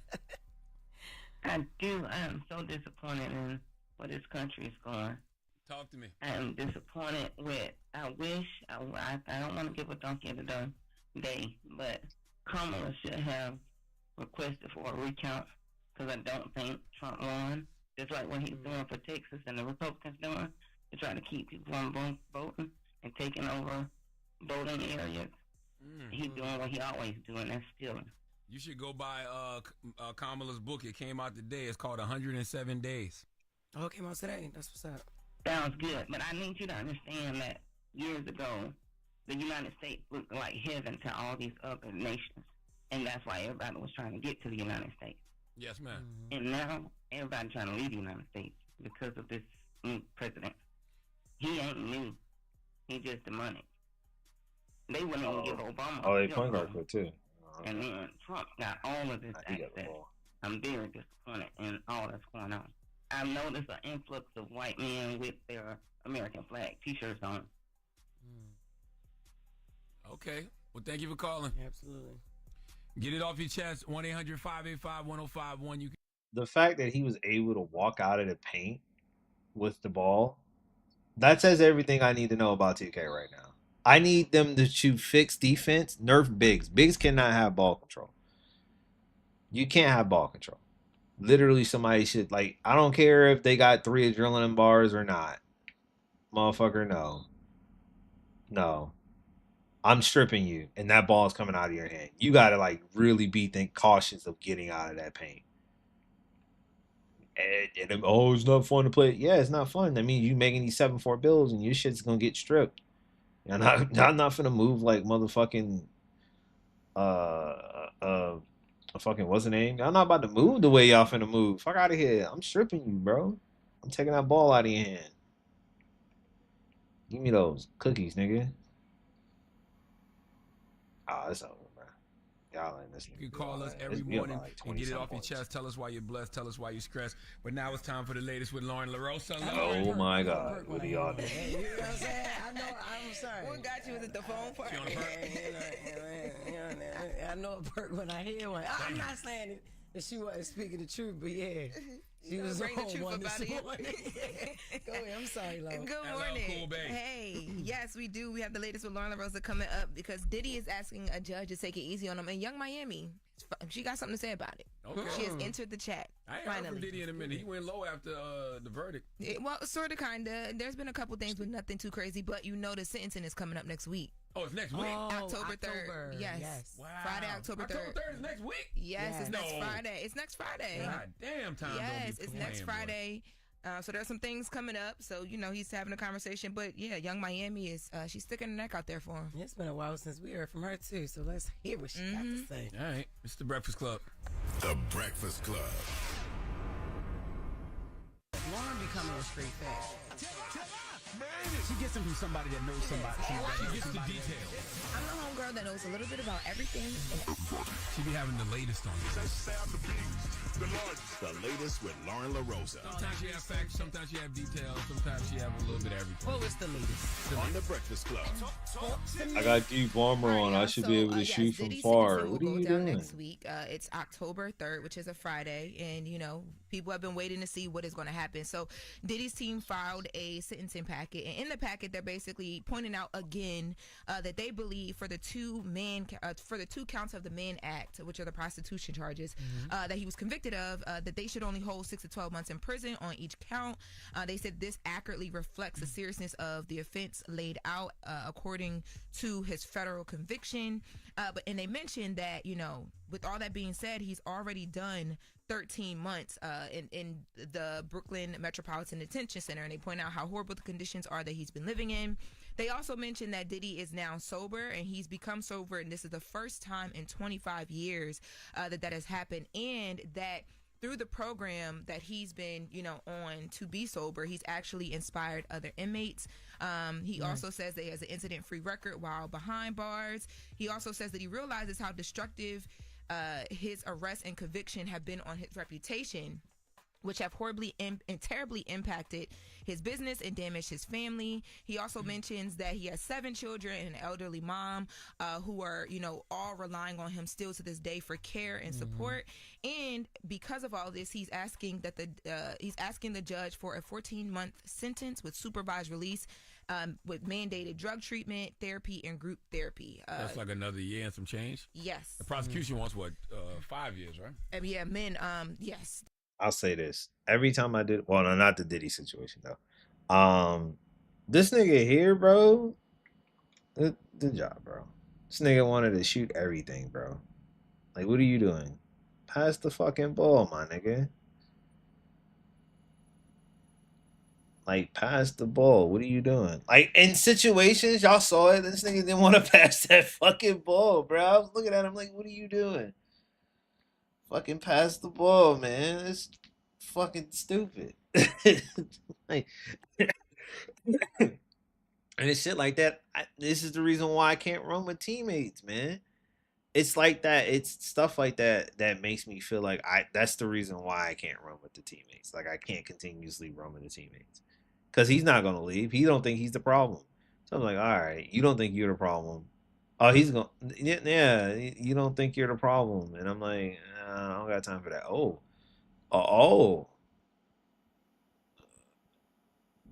I didn't even know I got all that. Oh.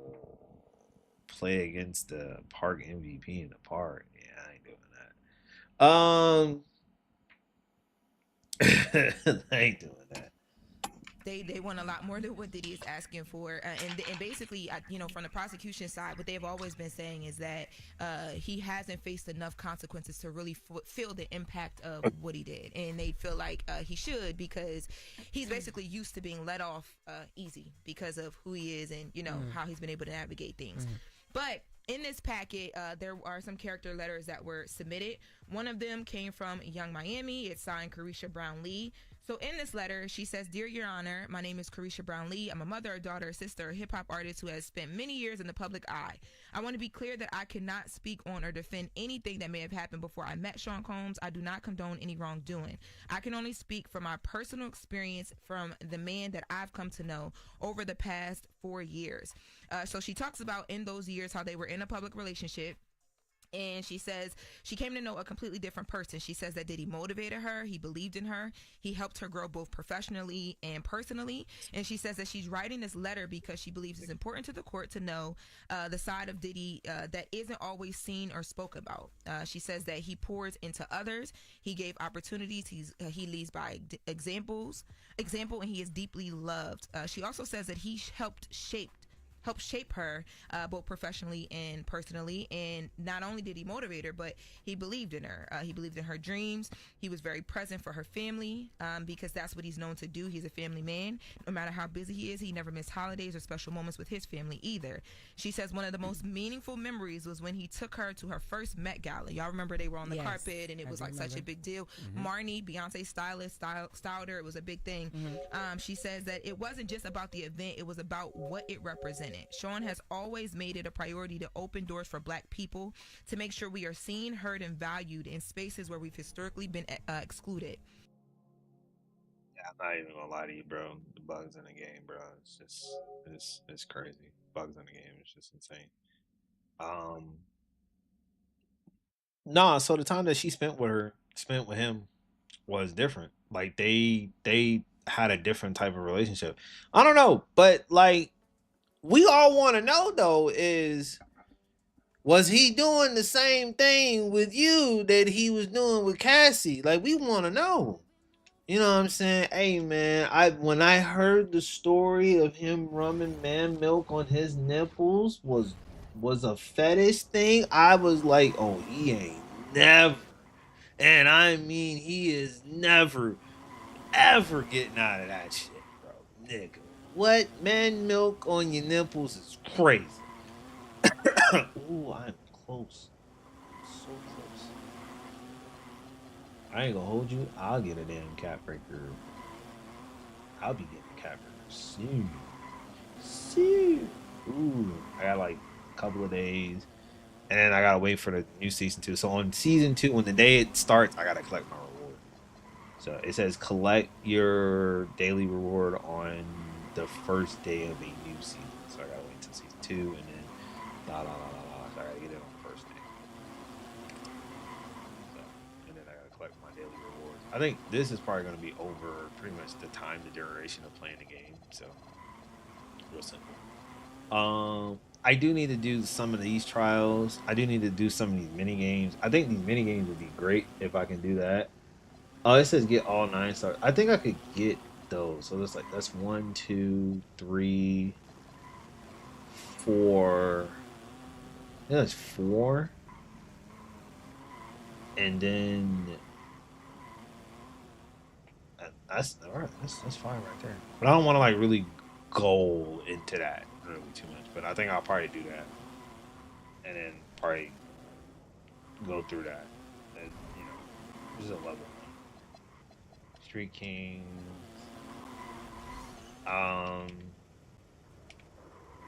My attributes, man. What are my attributes, bro?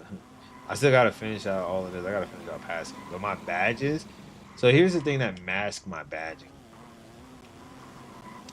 So I have it on that because it took away because I gotta get Deadeye to gold. So I gotta grind on Deadeye. Which, by the way, is I gotta see where that is now. I don't know where that is. Where the hell is Deadeye? Yeah, I gotta work on that. Yeah, I gotta work on that real quick. So, I gotta take a lot of contesting shots, which I don't do. So I gotta take a lot of contesting shots. I'll probably get it in the what's the name? I'll probably get it in there. It'll be a lot easier to get it off there. And then I'll probably be good. I'll get it to go. And then I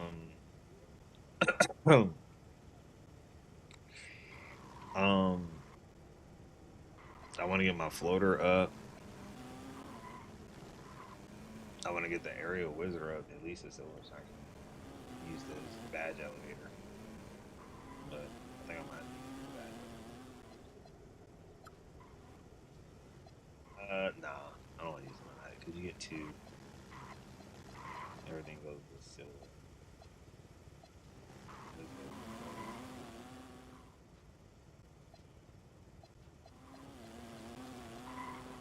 This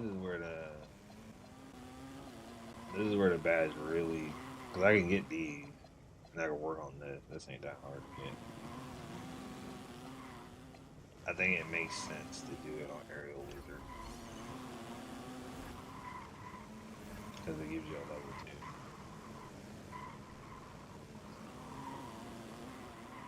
Got 5 more challenges, so I use my badge on there. All right, let's go play the game. There's no point in using a go-kart anymore. It really ain't. There's really no point in using a go-kart.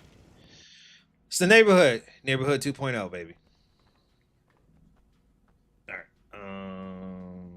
Back to the Breakfast Club. That night reminded me that we belong in every room, at every table, and at every conversation. He's constantly encouraging me and so many others to dream bigger, walk in confidence, and never shrink who we are so that others are comfortable. How's she signing? She ain't signing Young Miami, did she? No.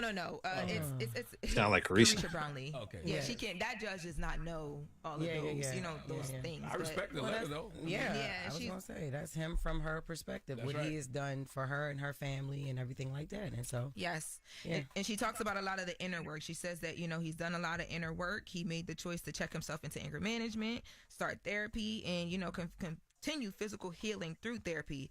Well, that's gonna be a continuous process. Yes, but to me that was the mental and emotional aspect of it. 100%. And also too, it's only been 13 months. You know what I mean? Like that takes a long time.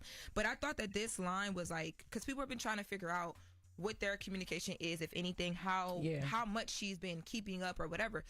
To me, this says that she's been very well aware of what's been happening with him, and I mean, whether she's talking to him or someone close to him, I'm sure the she's lawyers been keep keeping her up. abreast of what's going on. Yeah, but I mean, people didn't even know that was happening. We had no idea about what their relationship was to this point behind closed doors, because we had all thought that she distanced herself a bit when everything was happening. Y'all was thinking about that? She was supposed to. I really wasn't thinking about it.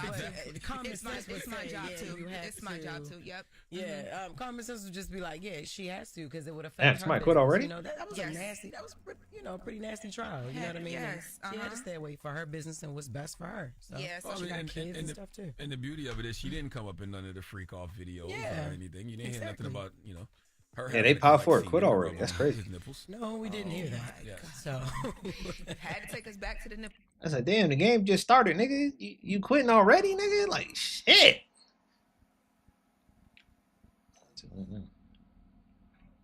That was a bad shot. I don't know why he shot that.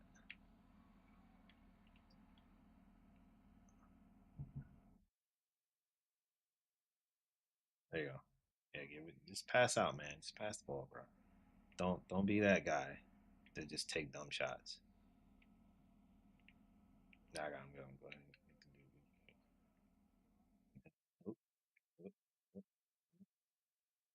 No! Ooh, good shit. Good defense. Thank you. Nipples, huh? What you ain't learned nothing. That was the most graphic part of the trial for this man, and we didn't even get to see it. Nobody's gonna ever forget that ever. Yeah, trying to wonder why people come back to you. You will never make anybody forget. You won't let us forget. Yes, you're getting Coco Loso rubbed on your nipples. You won't think about that forever. Coco Loso, Rock Boy in the building. I wonder if therapy will take away all of those fetishes too. I mean, I be thinking that. Wow, if you want your nipples with a little semen glaze, that's not a fetish. That's just a recipe. Wow. Have you tried it? No, I have not. I'm just recipe saying. For what? Disaster, obviously. Because what? Jeez. Oh my God. Roasted nipple with a semen glaze. That is not. That is not what I want. That is not appetizing to me. What else you got, yo? We were Cardi B. Okay. In a crazy segue. Got a few more minutes. So Cardi B. She was up here. Jess, you were on vacation. Yes. Cardi came up here, talked to us a bit about Offset, and when she was up here with us, we talked to her about what their situation and the temperament of her and Offset's relationship is now. She said that it was not the most cordial. We actually have her comments. Let's take a listen when she was here. the way that you started talking about the divorce and Offset and all the things, and the way he started, now you guys, it seems like it's a lot more peaceful on both ends. No, it's it's not. No, it's not peaceful at all. I was going to ask if the album helped, but no, it's not peaceful, respectful. What is it now? It's not peaceful at all. I can't even talk about it because it's like court thing, but it's like it is not peaceful at all. When you heard his song "Move On," Offset's "Move On," what'd you think? I laughed. Whatever. You let the world think what they want to think. People see it. I don't bother nobody. They can't prove that I bother them. Did it hurt your feelings when he said you couldn't cook? No, because you know that. But now you got all these that cook for you. Why you still bothering me? After everything, do you think love and marriage is still worth it? I think it's worth it. Well, you get married again? Mm-hmm. I will get married again, but not as quick as I got married the last time. Mm-hmm. It's a lot. It's really a lot. It's actually disgusting. Well, baby, listen. Cardi B got on Twitter Spaces last night, and she gave more detail about what it was she couldn't talk about and what is so unpeaceful with her and Offset. Let's take a listen. Stop saying, oh, but you're still married. No, I'm legally separated. Y'all want to know the tea?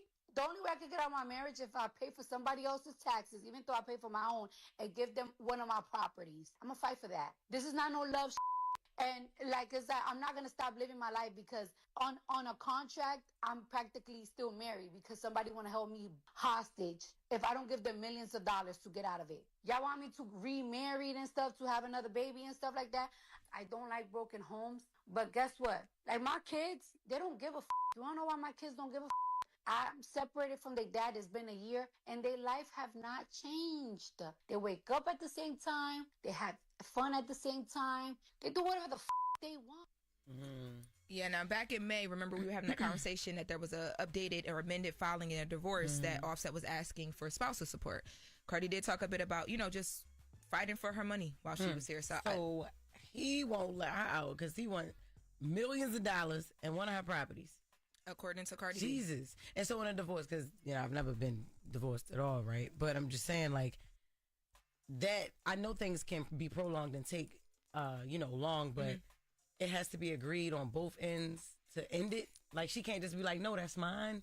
I mean, she can. That's what she's doing now. She's fighting and saying, no, that's mine, or no, I don't want to give it. But then his side can go back like, no, I want that. Yeah, blah, blah, blah, blah. You can go back and forth. And ultimately, a judge makes a decision. Remember in Simon and Portia? A judge makes a decision ultimately, and then you can try and appeal it. But it's a back and forth of, I deserve this, I deserve that, I deserve that. That's why a lot of people say they don't ever want to have to go through divorce. And divorce is messy because, you just see different sides of people and you go through stuff like this. Yeah. Well. So wishing Cardi and I'm glad wishing she's both excited. of them. She's happy. To peace. Well, Am I the Drama is available everywhere you buy music now. Absolutely. Her life has really been the real rollout, which is insane. Yes. Go stream it. When we come back, we got front page news with Mimi Brown, and T.Y. Savage is going to be joining us this hour. It's the world's most dangerous morning show, The Breakfast Club. It's the world's most dangerous morning show, The Breakfast Club. Charlamagne the God, Just Hilarious, DJ Envy. Envy is off today, but it's time for front page news with Mimi Brown.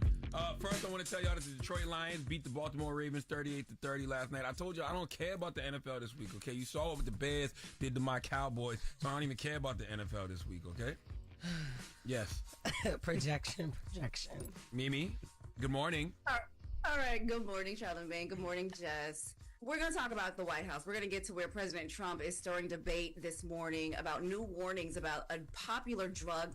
Hey, look, listen. This is the only possibility that y'all gonna get out of politics for me. That's about it. I don't really condone on it. I'll get my 2 cents on it by listening to what I'm listening to, which is the Breakfast Club. But that's it. Outside of that, I'm not really gonna sit here and talk about it and sprout it up in moments. I'm not gonna do none of that shit whatsoever. All right, so we're just not gonna pass the ball, and we're not gonna pass the ball. Yeah. Instead of swinging that ball, you wanted to force your way to the paint because you're upset that you're not getting any buckets. It's not my career, bro. It's a team basketball game, bro. Jesus Christ. If I don't have a good shot, I'm not fucking taking the shot, bro. Oh my God, get in my way. There you go. Shoot that. Thank you. That millions of Americans rely on. At a press event, he pointed to Tylenol, saying it poses a risk for pregnant women, including a possible link to autism. Let's listen to what he had to say. First, effective immediately, the FDA will be notifying physicians that the use of well, let's see how we say that. Acetaminophen, which is basically commonly known as Tylenol, during pregnancy can be associated with a very increased risk of autism. So taking Tylenol is not good. All right, I'll say it. It's not good. Trump and RFK Jr. talked the way we used to talk back in the 90s and early 2000s. Like every conspiracy theory that was out there. You know what I'm saying? Like Tylenol causes autism. I'm trying to figure out why you don't sound so confident by saying what you just saying.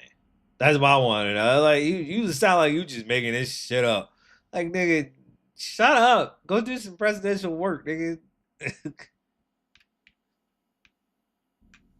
Ooh, I missed that. Thank you, sir. You got out of the paint.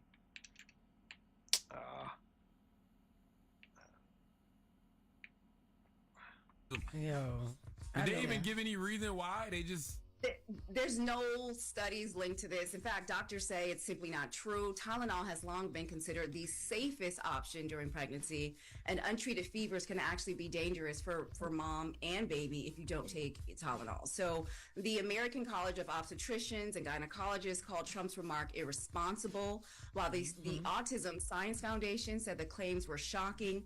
And Tylenol's maker is also pushing back, stressing decades of science show there is no link between Tylenol and autism. Why they not going to sue? Tylenol can sue. That's a lawsuit. Yeah, that's crazy. And then you know how many, just think about how many people is under this man's influence. If he say stop blinking because it's bad for our head, then his people going to stop going to do that. You know what I'm saying? His influence is big to some people. So just imagine how many people is about to stop buying Tylenol and how...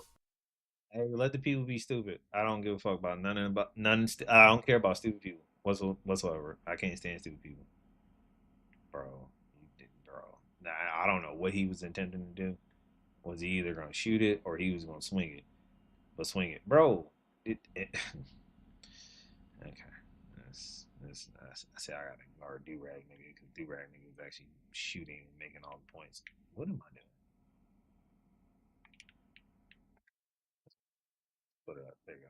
I was gonna give it to the corner, but I realized he ain't gonna do nothing. They gonna guard him, so I was like, let me get it to the big man. Big man gonna do more better than what he gonna do. Yeah.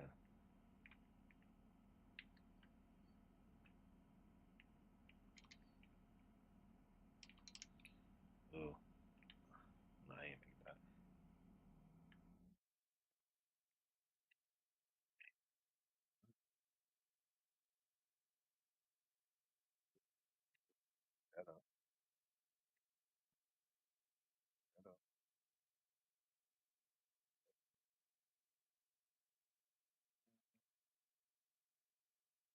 Oh, you lost the ball, sir.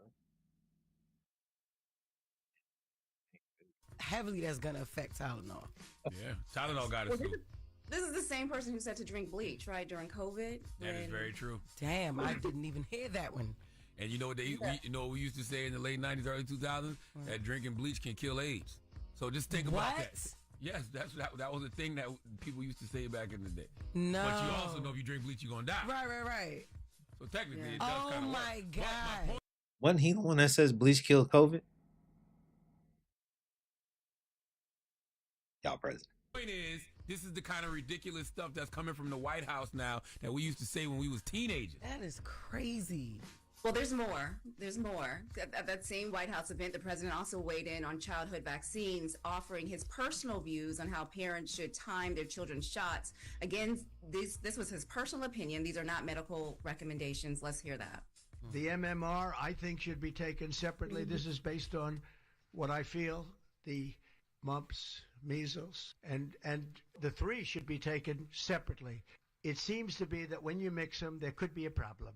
The chicken pox is already separate because when that got mixed in, I guess they made it four for a while. It really was bad. And then hepatitis B is sexually transmitted. There's no reason to give a baby that's almost just born hepatitis B. So I would say wait till the baby is 12 years old. Okay. Well, health officials say that's misleading. Hepatitis B isn't only sexually transmitted, it can spread through blood, needles, and from mother to child at birth. Babies infected with that way, they have a 90% chance of chronic illness, and many die from liver-related disease. And so that's why the CDC and pediatricians recommend the vaccine for newborns, not teens. I know we really got to change the rules, Mimi. There has to be a harder barrier to entry to become president. Like, Wow. it's wild. Like, Jesus You can Christ, just say anything I mean, now. come on, man. So, and switching gears a little bit, and I wanted to talk to you about this, Charlamagne, because I know you read the book. So Democrats are bracing for impact as former Vice President Kamala Harris's new book hits shelves today. 107 Days is her account of the final stretch of the 2024 campaign. But instead of uniting the party, some Democrats say it's reopening old wounds. Now, the memoir takes swipes at President Biden, saying he should have never run for re-election, and even recalling how he called her minutes before the debate with Donald Trump to scold her about criticizing him. That's Now, right. Harris also reflects on, people she once considered as potential running mates, including Pete Buttigieg, who she said would have been the ideal partner, but America wasn't ready for a black woman and a gay man in the White House. She also writes about Pennsylvania Governor Josh Shapiro, who she accused of angling for VP instead of focusing on the campaign. And both men, they are responding. Buttigieg said, trust is earned by what you deliver, not categories. Shapiro is saying that Harris will have to answer for why she didn't raise alarms earlier about Biden sooner. And she also mentions California Governor Gavin Newsom, who she says didn't return her call when Biden dropped out, and Illinois Governor J.B. Pritzker, who initially hesitated to endorse her. And the backlash is drawing comparison to Hillary Clinton's What Happened, another post-election memoir that split Democrats.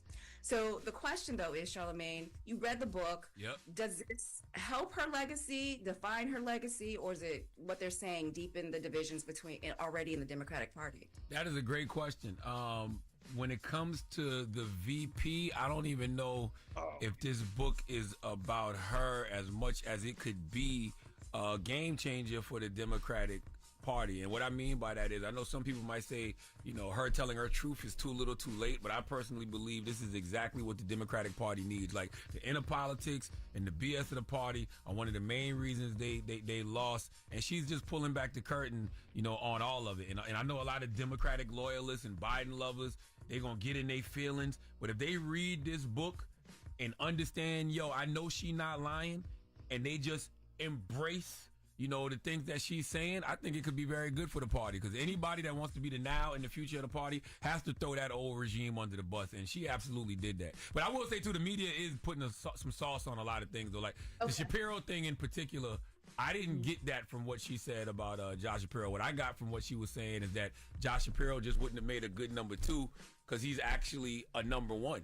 And she was like, you need somebody in your VP that just wants to be VP. And she was saying that Josh was saying he wanted to be in the room on a lot of decisions that were being made. And she was just like, that's just not realistic. But everything else, you said, 100%. She was throwing shots. Good She shots, did though. say something like, you can't be a co-president, right? Something like that. You can't be a co-president. Yes, you can't be a co-president. And when she was talking about, the funny thing about the Gavin Newsom thing, it's literally just a line, because she has this whole part of the book where she's talking about all the different responses she got from people. And she was like, I guess Gavin's text was, call you back, I'm hiking. Damn. Jeez. And he never called back. Okay, so they're putting a little sauce on it. Okay, Yes, but the all book right. is great. I'm like, it is a fantastic read in 107 days. Okay. And all right. Well, it comes out today. Go ahead. No, she gave the Breakfast Club, and she gave me and the Breakfast Club a mention too. So I appreciate that. Nice. Yes. All right. Thank you for that. All right, y'all. Well, that's your front page news. I'm Mimi Brown. Follow me on social at Mimi Brown or Mimi Brown TV. And for more news coverage, follow the Black Information Network or download the free iHeartRadio app and listen to VINnews.com. Thank you, Mimi. When we come back, T.Y. Savage will be joining us. She has a new album. This one is personal. You know who T.Y. Savage is. She is the queen of Afro beats. We'll be talking to her about a number of things. If you're a T.Y. Savage fan, you're going to really enjoy this conversation. So join us. It's the world's most dangerous morning show, The Breakfast Club. The Breakfast Club. Yes, it's the world's most dangerous morning show, The Breakfast Club. Charlamagne the God, DJ Envy, Jess Hilarious. Jess and Envy aren't here today, but Lauren LaRose. Because we're gonna get through this segment right now.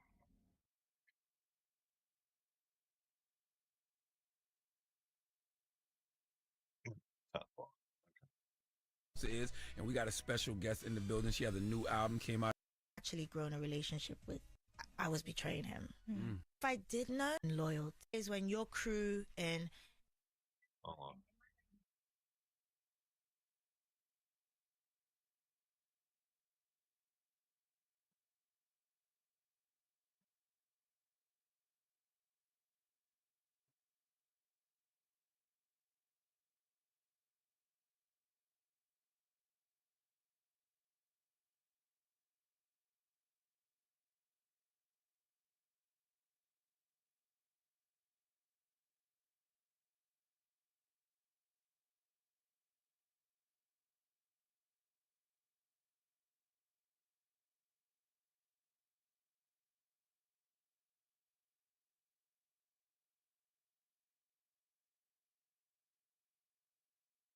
got your back without you even asking.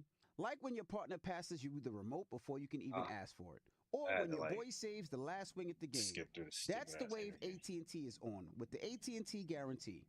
Here's how it works. With AT&T on your side, if there's ever a network outage, they'll automatically credit you for a full day of service guaranteed. That's no stress, no chasing, and no hassle. Just help.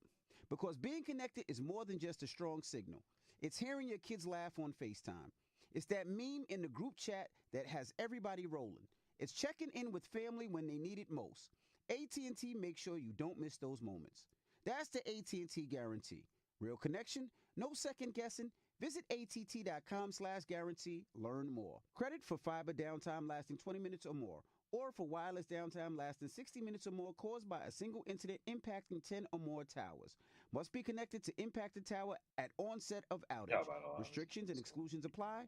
See att.com/guarantee for full details. It's time for the latest with Lauren. Lauren becoming a straight fat. She gets them from somebody that knows somebody. She gets the details. I'm the homegirl that knows a little bit about everything and everybody. She be having the latest on this. The latest with Lauren LaRosa. Sometimes she have facts, sometimes she have details, sometimes she have a little bit of everything. What was the latest? On the Breakfast Club. Talk to me. So I know earlier this morning we mentioned briefly that Kamala Harris's book, 107 Days, comes out today. Fantastic read, by the way. Yes. I have not read the book, but I did read a lot of the excerpts that dropped. I read it all, cover to cover. You did? Okay. So Kamala Harris did her first interview, her first sit-down television interview with MSNBC, Rachel Maddow, since leaving the office. And, of course, they talked about the book. So let's take a listen to Kamala on Biden being reckless. You say in part, page 46, it's Joe and Jill's decision. We all said that like a mantra, as if we'd all been hypnotized. Was it grace or was it recklessness? In retrospect, I think it was recklessness. The stakes were simply too high. This wasn't a choice that should have been left to an individual's ego, an individual's ambition. It should have been more than a personal decision. Whose decision should that have been? How should that decision have been made? So when I write this, it's because I realize that I have and had a certain responsibility that I should have followed through on, which is, and so when I talk about the recklessness, as much as anything, I'm talking about myself. There was so much, as we know, at stake. As I write, where my head was at the time is that it would come off as being completely self-serving. If you said to President Biden that you did not think he should run again. Yeah, or even that he should question whether it's a good idea. She says all of that in the book, and I'm glad she said that on Rachel Maddow because she does hold herself accountable in the book. I think that people are acting like she's just out here, saying all type of stuff about the Bidens, but no, she holds herself accountable as well. Yeah, and I mean, first of all, but there's nothing wrong with her saying what she's saying about the Bidens because, and one of the things I was hoping that we heard in the interview, but I didn't see it in the clips that MSNBC posted, there were several times where the episodes I read, and you read the full book, you could let me know, where I felt like there was just no support for her at all. Like, and then one of the moments where she was in Philadelphia and she was about to go into the debate with Donald Trump, and she says that Biden called her and made it all about himself. Like, he was talking about how he heard from these like big wigs in Philly that basically said that she's been spreading rumors and talking bad. I don't know what these niggas is doing, and they can't shoot free throws. Fucking park bills, my nigga. What are y'all doing? Burning out the clock, bro. Don't take bad fucking shots, my nigga. It's that goddamn simple. It's just that simple. Don't take bad shots. What y'all been doing all game? Y'all taking bad shots. Now we're relying on this nigga who can't hit free throws because he made a fucking park bill. Oh my god, bro. This is the shit that be in 2K. It's like you win with niggas, but you can't run it back with niggas because these niggas do dumb shit that make you not want to play the game. Like with them again. And I'm like, nah. Now I gotta leave. I gotta leave out of the fucking thing, go get me a whole new what's the name, and then try to run it back again.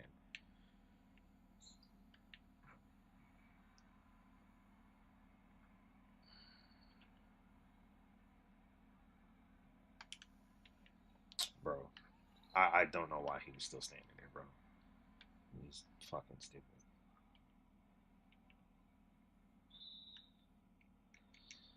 I don't know if that was Philly. Yeah, she was.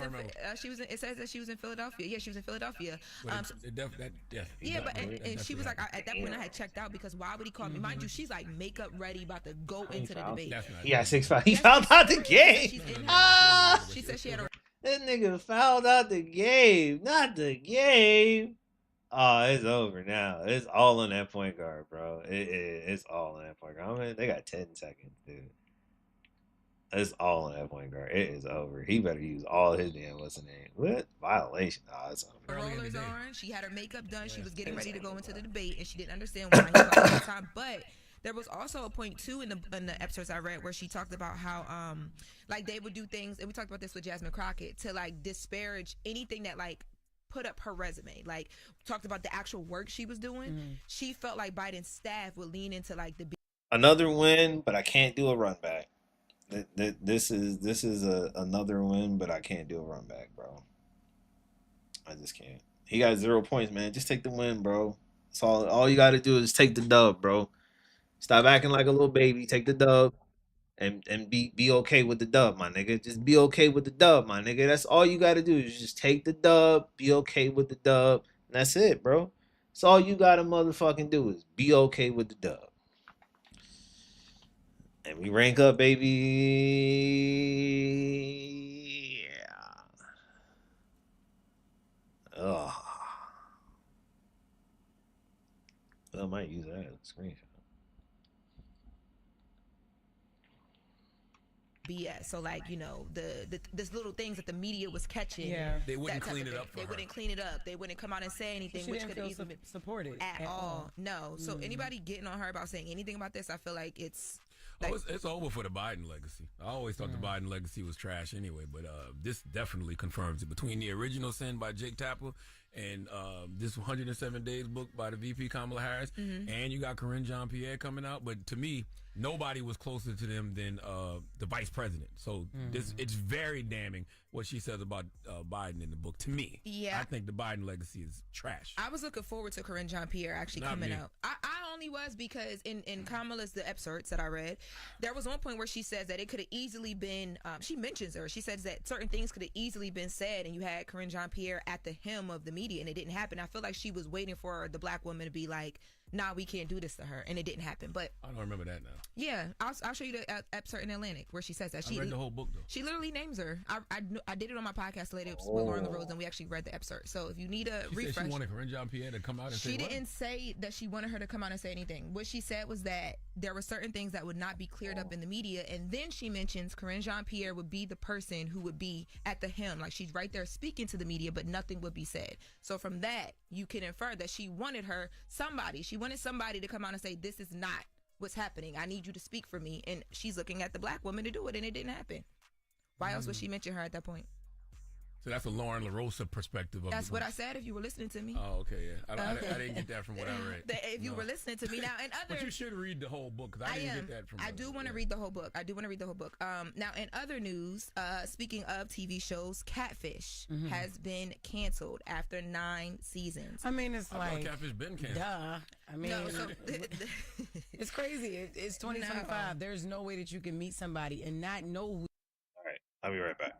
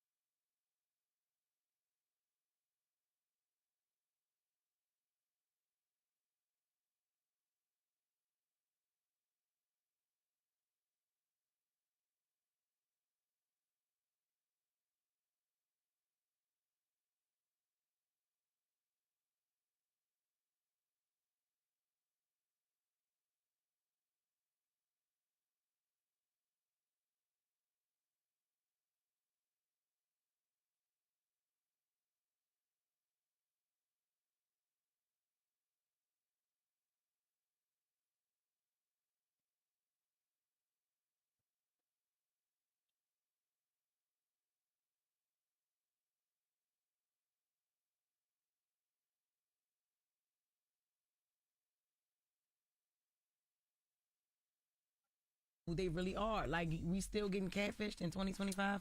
Well, especially with FaceTime. And there's been like spin-offs. You know that they have like that the Catfish doc on Netflix. Yeah. And there's been like little spin-off shows, but yes, they've been officially canceled.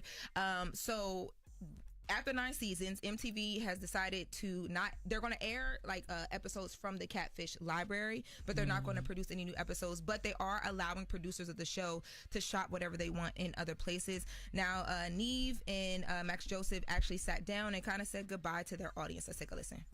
Hey guys. That's a wrap on Catfish. So yeah, after 12 years, almost 300 episodes, and just a lot of traveling around this incredible country, Catfish has officially been canceled. Yeah, but maybe it's just on pause. Catfish, as we've known it, is over. First, congrats to you. Over a decade on cable television in this day and age. I mean, like, this was it. This was the last decade in cable television, and you did it. I did it. With a little help from me and some other people, but congrats to you, speaking man. of some other people, It's really, thank you. I want to send a huge thank you to our crew, and I love you guys, so thank you so much for all of your incredible hard work. Shout out to Neve and Max, though. I love Neve. But you got to think about it, though, right? A show that's been running this long, 9 seasons, is it really, like, bad? Is it really canceled? It just comes to an end. I mean, it was, I think Neve was well ahead of his time with doing that. I mean, he was catfish. That's how he came out with the show. Now he's married, children, everything, you know, is going around. And he was helping people find their catfishes or catfish, whatever, right? Yeah. But it's like now, like what Charlamagne said, with FaceTime and all of this stuff, like, it's hard to get psyched out by somebody that ain't really them. Like, it happened to me in middle school, but it's like, really? Now? 6'8", yeah. Yeah, I remember I had a boyfriend. They just ain't got no big. He said he looked like Chris Brown. Never seen him or nothing. And I was walking around like, yeah, my boyfriend named Jalen LeBert. You met him on MySpace? Yes, and I still think it was one of my friends from middle school. Shut up. No, what? No. You've been lying about dating Chris Brown since middle school? I have not. No, me and Chris Brown definitely dated. Yes, it was one of my biggest relationships.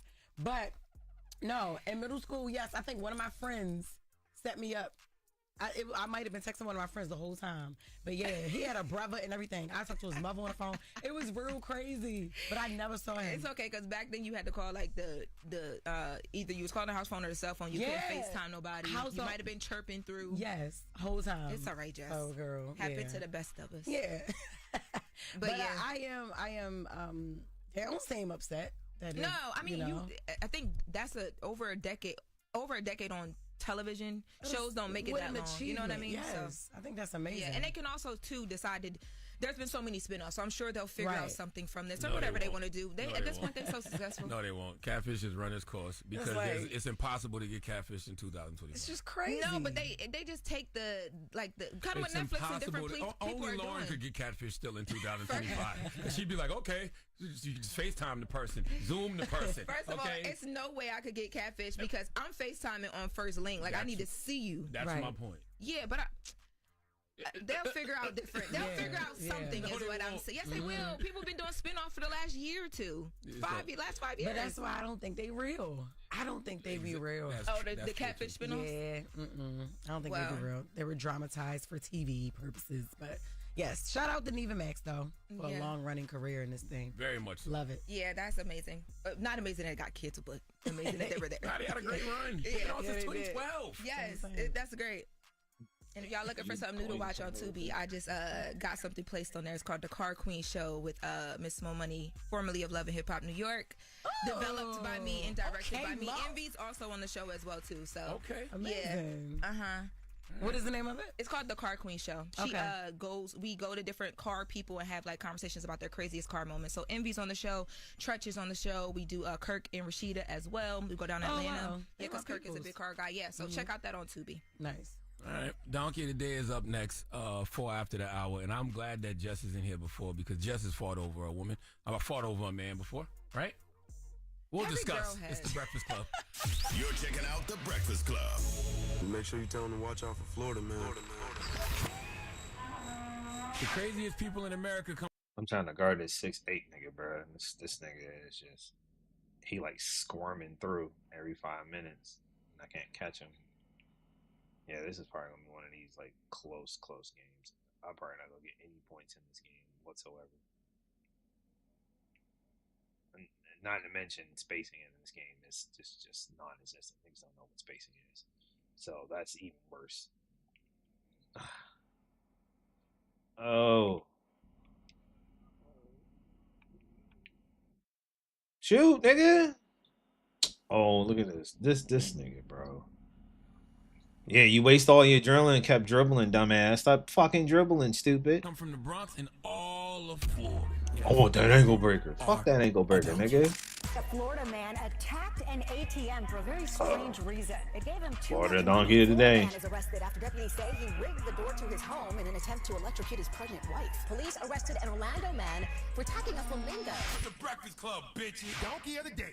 Charlamagne the God. I don't know why y'all keep letting him get y'all like this. It is not me, Duval. It is y'all, Florida. Okay, Donkey of the Day for Tuesday, September 23rd goes to a Florida woman named Jania Mita. Okay, she is 25 years old, and she is charged with attempted murder. It's kind of a rite of passage for people from Florida to be charged with attempted murder, right? Like, are you even really from Florida if you've never been charged with attempted murder? What does your Uncle Sharla always tell you about the great state of Florida? The craziest people in America come from the Bronx and all of Florida, and today is no exception. Jania is in jail because she decided to go to war over something that don't even belong to her. Okay, I'll be damned if I risk it all for a lease, a rental, something I'm borrowing for the moment. Why would you throw your whole life away for something that don't even belong to you? Uncle Sharla, what are you talking about? Well, let's go to NBC6 Florida for the report, please. The attorney for a woman facing an attempted murder charge is now claiming self-defense. The incident happened Saturday at a home in Miami Gardens. According to investigators, the victim showed up at Janiyah Mehta's house looking for a fight. And that's when officers say Mehta shot the victim. That victim was taken to the hospital and is in stable condition. Police say Mehta admitted to the shooting. During court yesterday, her defense team argued that Mehta was exercising her right to defend herself. The judge denied bond and ordered that she cannot be in contact with the victim. See, this is why the elders tell you not to be shacking up with no man. Okay, what happened was she was out here shacked up with another woman's man. Now she got a whole bullet in her bunkie. Okay, for what? Now, Jania, what the hell you doing shooting that woman in the ass for? Because you popping your musty poom poom for her goon? Okay, you should have told that man to get the hell out your house, let him out the back door so he could have walked around the front, and then he got to deal with his woman. Okay, she not really mad at you. That's misdirected anger. She really mad at her man. But we are just programmed to feel like we supposed to attack the person our significant other is cheating with as if they did something wrong. All they did was recognize opportunity that was placed in front of them. Okay, your man made a choice to go sleep and shack up with another woman, and you don't know what lies he told her to make that happen. Okay, if he lying to you, he damn sure lying to her. Now, just hilarious. What? I'm going to ask you a question I already know the answer to. What? Have you ever attacked a woman over a man? Yeah, but I don't remember. Oh, you don't remember? Yeah. I done heard this story in detail. Okay, but now you don't remember? Yes, okay? I have, yo. Yeah. I'm going Why was I? to ask you another question I know the answer to. I never been shot. I know. Oh. But were you the man's side piece or his main sugar stain? I was the main sugar thing. That's right. Did you know the woman? No. And did the woman know you and him was in a relationship? Yes. Oh, okay. If you the main beating up a side chick, I only understand and condone in situations like that. If the woman knows you and your man, if she knows y'all in a relationship and still decided to indulge in some adult nap time, then she got to get beat up. Period. Did you win? I did. What? Okay. Call Roman, ask him, period. Oh, now you don't. Now you remember. Okay. Okay. Listen, Jania. Okay, Jania, you the one who lost in this situation because now you the one with the charge. Okay, you already shot your shot and shacked up with this woman's man, but there was no need to then shoot your shot literally. Then you had the nerve to shoot this woman in the ass? Okay, you gave her man some ass and then shot her in hers? Imagine somebody telling you to sit your ass down somewhere and then clapping your cheeks with a pistol. Now you can't sit for months, okay? And you can't tell me to get my ass off your lawn and then shoot me in said ass before I get said ass off your lawn. Give me a chance to get the ass off the lawn first. Also, you know how I always tell fast food workers or people who work in any type of store, if someone steals something, then let them have it. Don't go after them because that's how you end up getting hurt. Ladies, if your man is shacked up at another woman's house at 9:30 in the morning, please don't go over there looking for him. Okay, I know y'all call men dogs, and when a dog gets loose and runs off, you know, you go to the neighbor's house looking for your dog, but that only works with four-legged creatures, okay, not literal men. If your man is at another woman's house, let him stay over there, okay? You catch him later. Catch him in traffic, okay? And I know what a lot of y'all thinking. Janiyah pulled her pistol and shot this woman in the ass. That's not the back shot she's used to. But I know what we're thinking right now. What does her ass look like? For this woman, Janiyah, to aim for the ass and hit it, she must be triple cheeked up. Okay, what's her Instagram? All right? That's the only reason you would be out here playing love and hip-hop, Call of Duty, shooting women in the booty. Okay? The moral of the story is stop throwing your life away for people like this, because I hate to be the one to tell you, but if your man has you pulling up to another woman's house to claim him, you already lost, boo. Please give Janiyah Mita the sweet sounds of the Hamiltons. Oh, now you are the donkey of the day. You are the donkey of the day. Yeehaw. Out here fighting over other people, man. Are you okay, Jess? That's the real question. Are you all right? Were you triggered at all just now? No, okay. definitely not. 'Cause, you know, he liked it just. I know. I've been stopped dealing with them problems, but yeah, I did. At first, I didn't remember. It be like that because you black out in those moments. Yeah, like I buried that part of my past, so I'm not trying to think about it. You did what? Yeah, I buried that part of my past. Okay. So you buried that part of my past. Well, speaking of love, we had T.Y. Savage here. Yes. Last hour. And she was saying how she doesn't feel like she could ever be in love again. There's a song on her album called I'm Done. Yes. Can we hear what she had to say? On the song I'm Done, you say you don't want to love again. Yeah. Do you feel that way for real? I really do. Damn. Yeah. You gotta be careful what you say to the universe now. That place was dark, you know. It was for me I'm scared that someone's gonna come or the right person's gonna come and I'm just gonna project my trauma on them because I'm going to give everything. I'm really honestly going to give everything. And can I really do that again? And just unless God opens up the heavens and says, "This is my child. This is who you're supposed to be with." I can't see myself opening up like that again. I love how honest she was about it.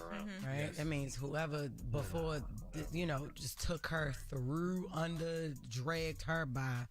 Oh my gosh. Yeah. Very self-aware that she knows she would project her trauma onto another person. She knows she needs to do the work and become a better healed version of herself before she gets into another relationship. Yeah. I don't know how many. Another game where I can't play with teammates. It happens. This shit happens all the time. Yeah, I get these wins, but I can't play with the teammates because the randoms are fucking terrible. When they can actually admit that though.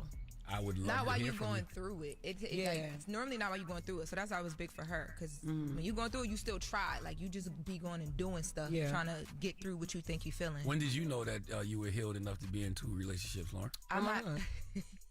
Oh my God. I am not into relationships. You have not healed at all. Do you go to therapy? I didn't say that. Don't you do the therapy thing? I didn't say that. But what happened? You was in a tumultuous relationship. I was, and it took me a while to figure out you need to like just leave people alone for a second, girl. Like you doing things that you hurting people. Because at one point you be out on a vengeance, like no, people's sons need to feel this. And it's not, and you be doing it to the wrong sons. When you're single and you're going through you get a little hurt phase, whole phase, you do feel like that. Yeah. And then I started, I don't know, I just like woke up one day and I was like, I don't want to be that person to somebody. That doesn't. It didn't feel good when it happened to me. Power over you. Yes, right? And then you be thinking you winning the whole time, and you start feeling things for people, and it's like, but you didn't drag this man through the mud. Yeast infections. Oh my God! When the little yeasties come about, girl. Yes. You be like, Yeah. That's when them little coochie farts be even smelling. You be like, what the hell? Yep, it's me. It's me. BV. It's me, BV.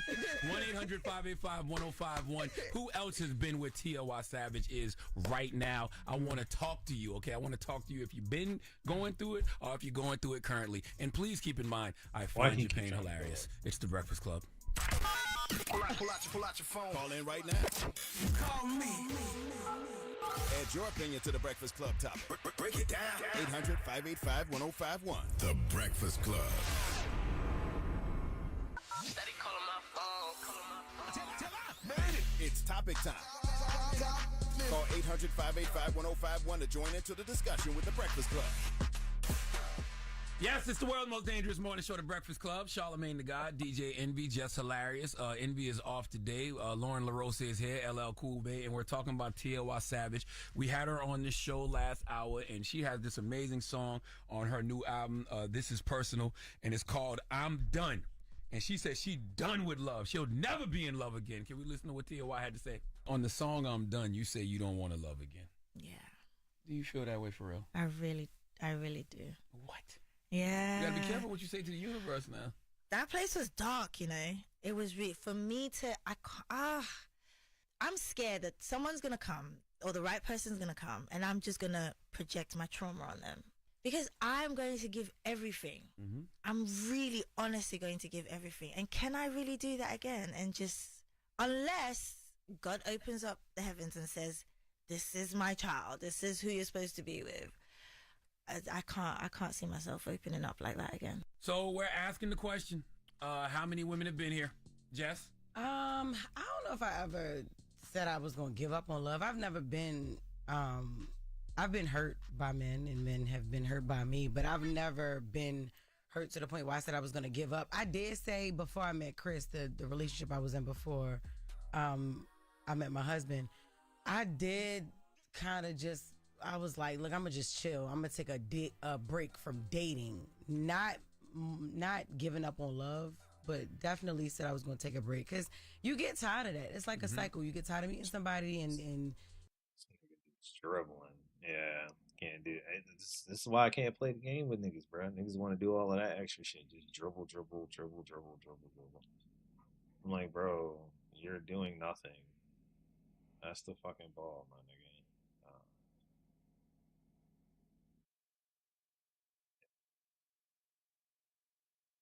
I can't give it the ball to anybody else.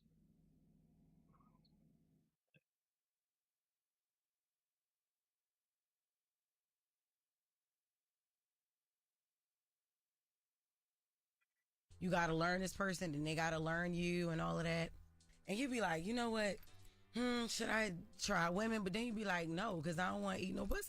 Women Oh my God. Women be cheating on women too. What? Yeah. I know girls who go gay for that reason because women do stuff to women too. Yeah, exactly. But I really was thinking about like trying to really, you know what? Let me try the other side. Then I was like, no, because I'm not doing it. I'm not ever eating that.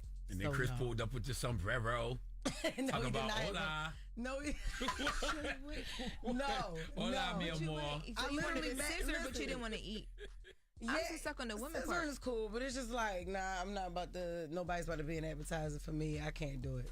So yeah, that was what I was going to do, but then I was like, psych, nope. Because I'm not going to be able to perform all the duties, listed under that. So I'm like, no. But Chris was supposed to be in just a little booty call situation. That's how it be.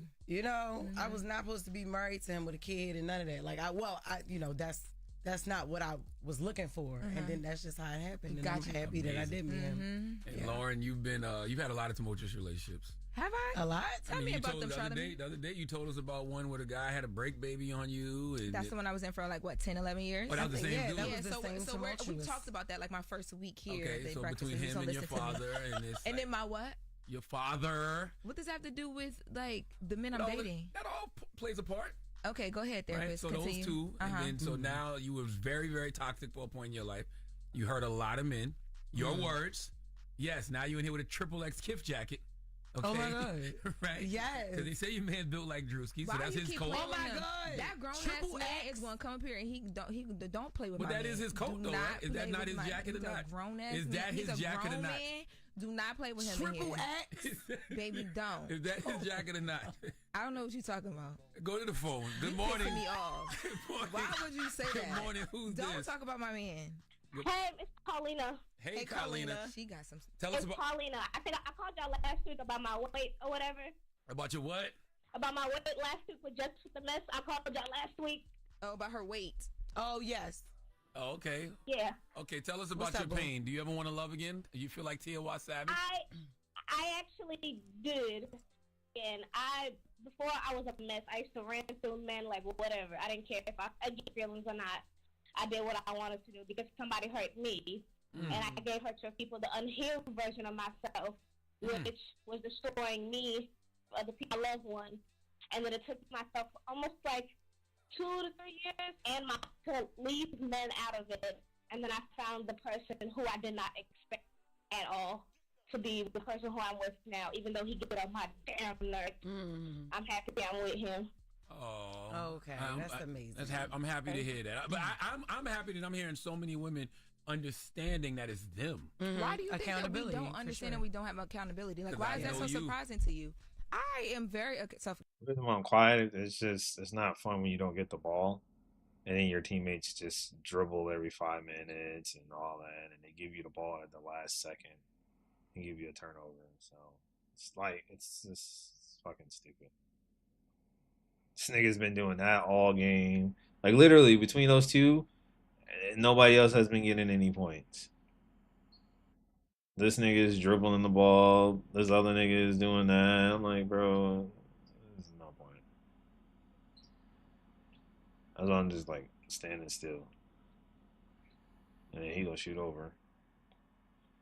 Yeah, I'm not even gonna come down here.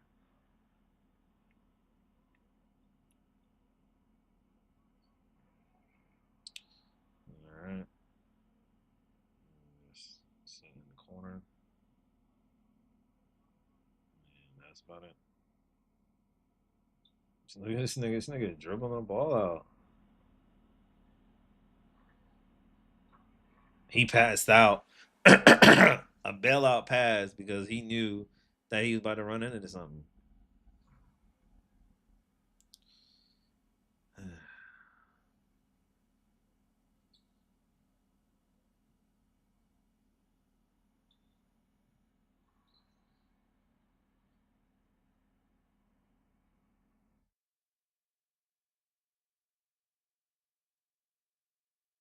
What are you gonna do, man?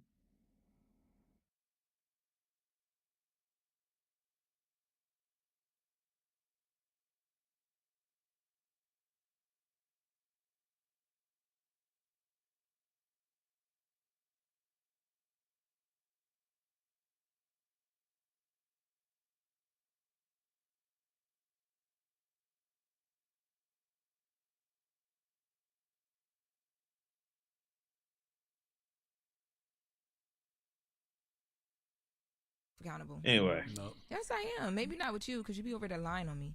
But I am very accountable when I care about people. Good morning. Who's this? Hey, it's Monique. Peace, Monique. Have you ever been with T.Y. Savage was? Yes, I'm currently where she is. I feel like it is very hard to, like, when you've been hurt so much in your life, and when it comes to relationships, you do become, like, this hard individual to open up. But I will say, I do go to therapy. So I am working on what is causing that, and how can I make that better. I am so happy to hear that. Yeah, you're actually doing the work. Yeah, it's hard though.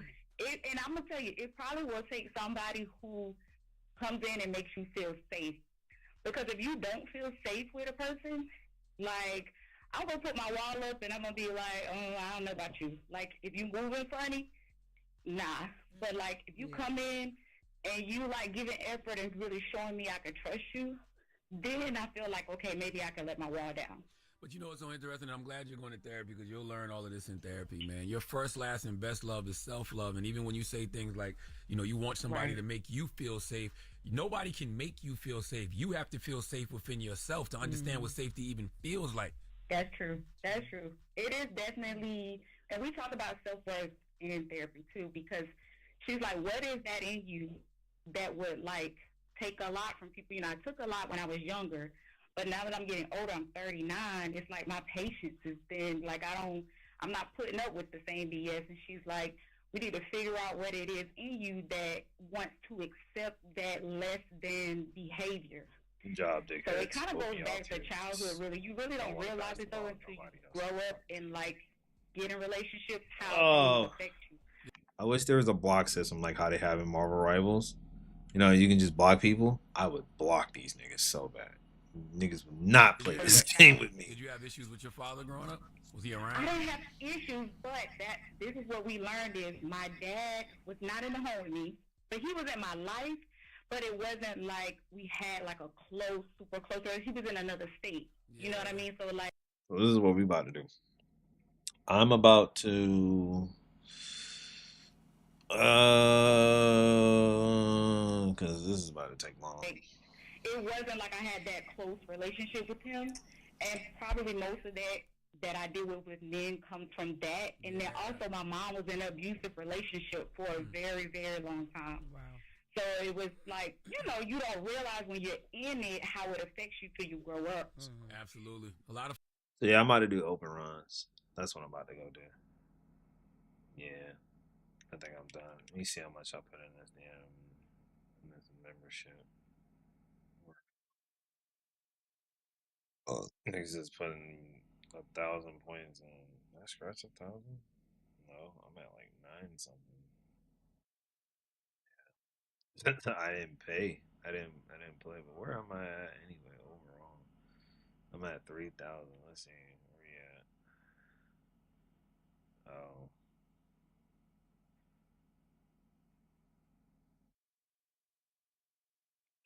Cruise by, bro. That's all that matters.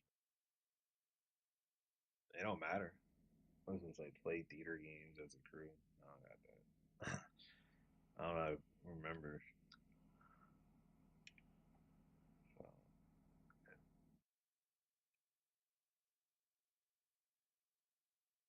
Fatherless women realize that later on in life. Thank you for calling, man. We really appreciate it. Y'all stupid. I'm done. I'm not laughing at her, by the way. What you laughing at? What you laughing at, Charlamagne? I'm laughing at Laura trying to act like she don't hear this call. Laura started typing off furiously on her phone and her computer. But then she like, please, I know he's looking at me. I just worked my way through the pain. I just worked my way through the pain. Damn, yo. 1-800-585-1051. Do you feel like you're done? Do you feel like you're never going to love again? Like T.O.Y. Savage said, call us right now. It's the world's most dangerous morning show, The Breakfast Club. Let's go to the phones. Good morning. Hey, this is Sharon, man. What's up, Charlamagne? Peace, Sharon. How are you, sir? I'm doing good, man. Doing good. Have you ever felt like you never wanted to love again, sir? Yes, sir. I did. Back in the day, when I was going through a whole bunch of different stuff, like drugs, alcohol, and all that stuff like that. Hey, bro, but then I got sober, and I thought I was healed, and then I got in a relationship with a light-skinned dude and realized I was not healed. Why did his skin color have to do anything? What? Hey, because he's pretty, bro. Wait, so he was Pretty dating a guy. dude, you know what I mean? So you Yeah. Okay. You ran through him? What you mean? Did I run through him? Yeah. You fell in love with him? Like, what do you mean? Yeah. Yeah, totally fell in love with him. But come to find out, you know, 10 years, 13 years younger than me. It's a long distance relationship. And like I said, it just, when I realized, bro, I was not healed. I was not ready for love, and I wasn't ready. A long D relationship. So, You are so childish. No. So you saying he was 10, 12 years younger than you? Yeah, so he's 13 years younger than me. Oh, he a gay man. And so he. Man, why you keep saying he light skinned? He was just like, out here. He was out cheating here on you? getting ran through, basically. Yeah, and y'all you didn't. already know how them light skin, they pretty. He got the little sprayed on like. And then he like young and youthful, and he was getting ran through, and you didn't like it because you know what I'm saying. Meanwhile, he was taking your money and taking advantage of you. Oh, you was and bringing that he check was home. a sugar daddy. That's what it Okay. was. So he broke your heart? Many shots. I asked 3 shots. Yeah. Good morning. Who's this? Roxy. Oh, Roxy. How are you, Roxy? From Alabama. Yeah. Peace. Hey, y'all. Peace.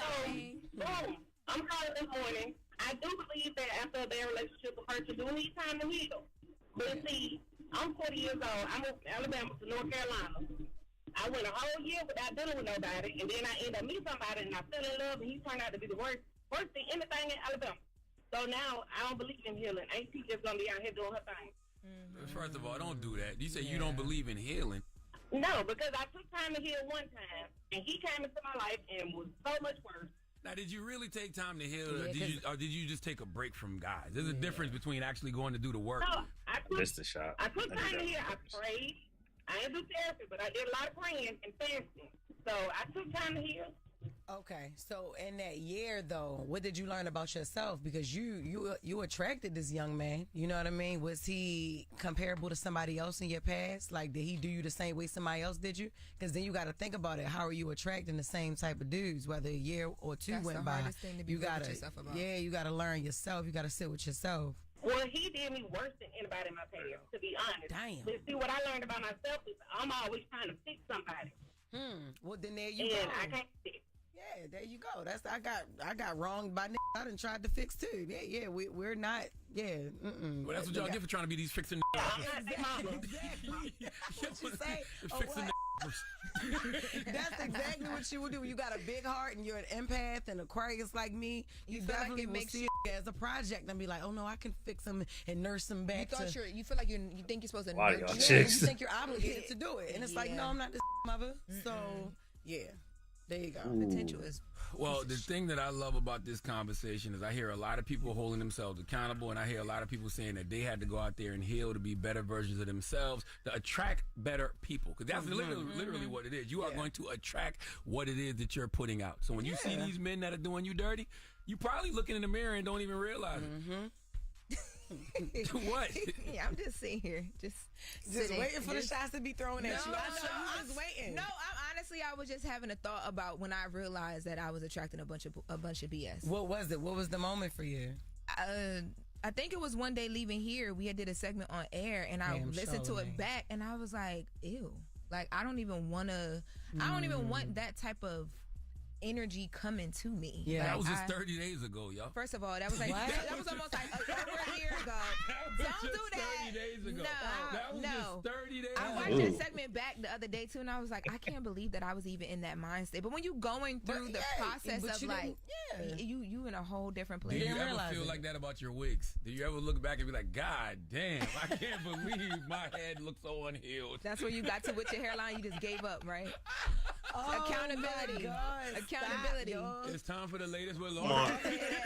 Ooh, that badge is about to go up. Just be like, stop, yo. Oh my God. In all the reenactments, they be like, oh my God, no.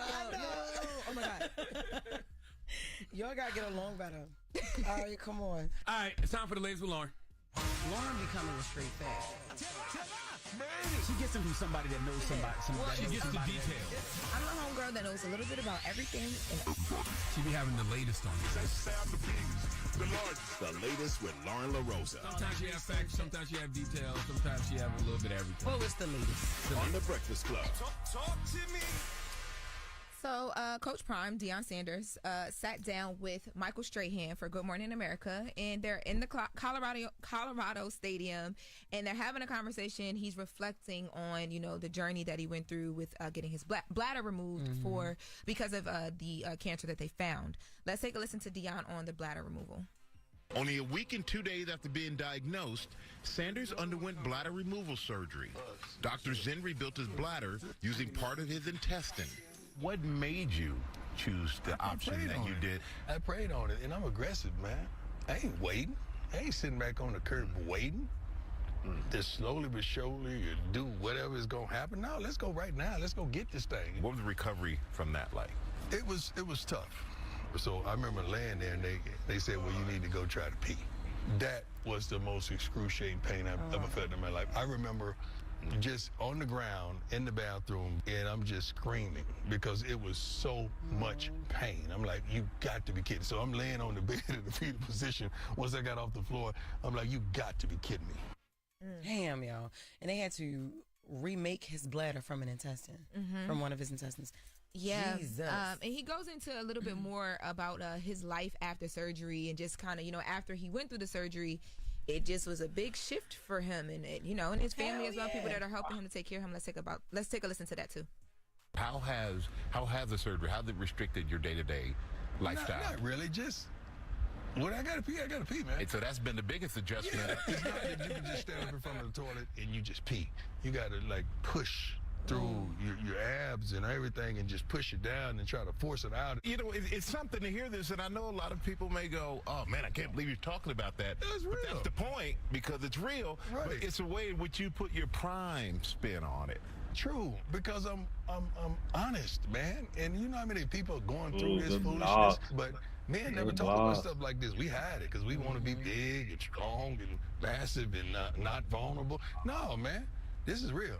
This is what I'm dealing with. Is there a time in which Dropping the cool bombs for Coach Prime, man. Yeah.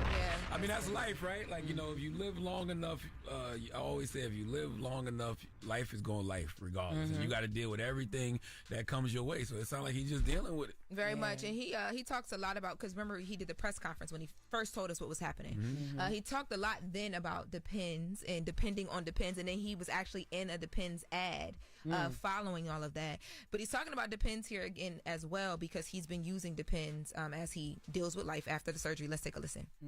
is there a time in which the doctors say and that you can get back to normal? Or is this something for the rest of your life that you'll have to deal with? I really think it because I'm not getting any better. I mean, some nights I go through 2 pair of Depends a night. Like some nights are bad.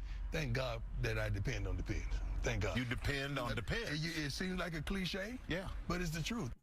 He finds such a lining in everything, right? How do you prevent something like that though? I don't know if you or does this just happen? Sean, I mean, can you prevent what? Like a bladder cancer, or is that what you're asking? I don't know if you can prevent any cancers. I mean, you can. I don't even know how bladder cancer. What do you do? Yeah, comes like about. because I honestly had no idea that it was like that until hearing about Coach Prime talk about it. Because like you said, like he said, nobody talks about that. You know, guys they don't really.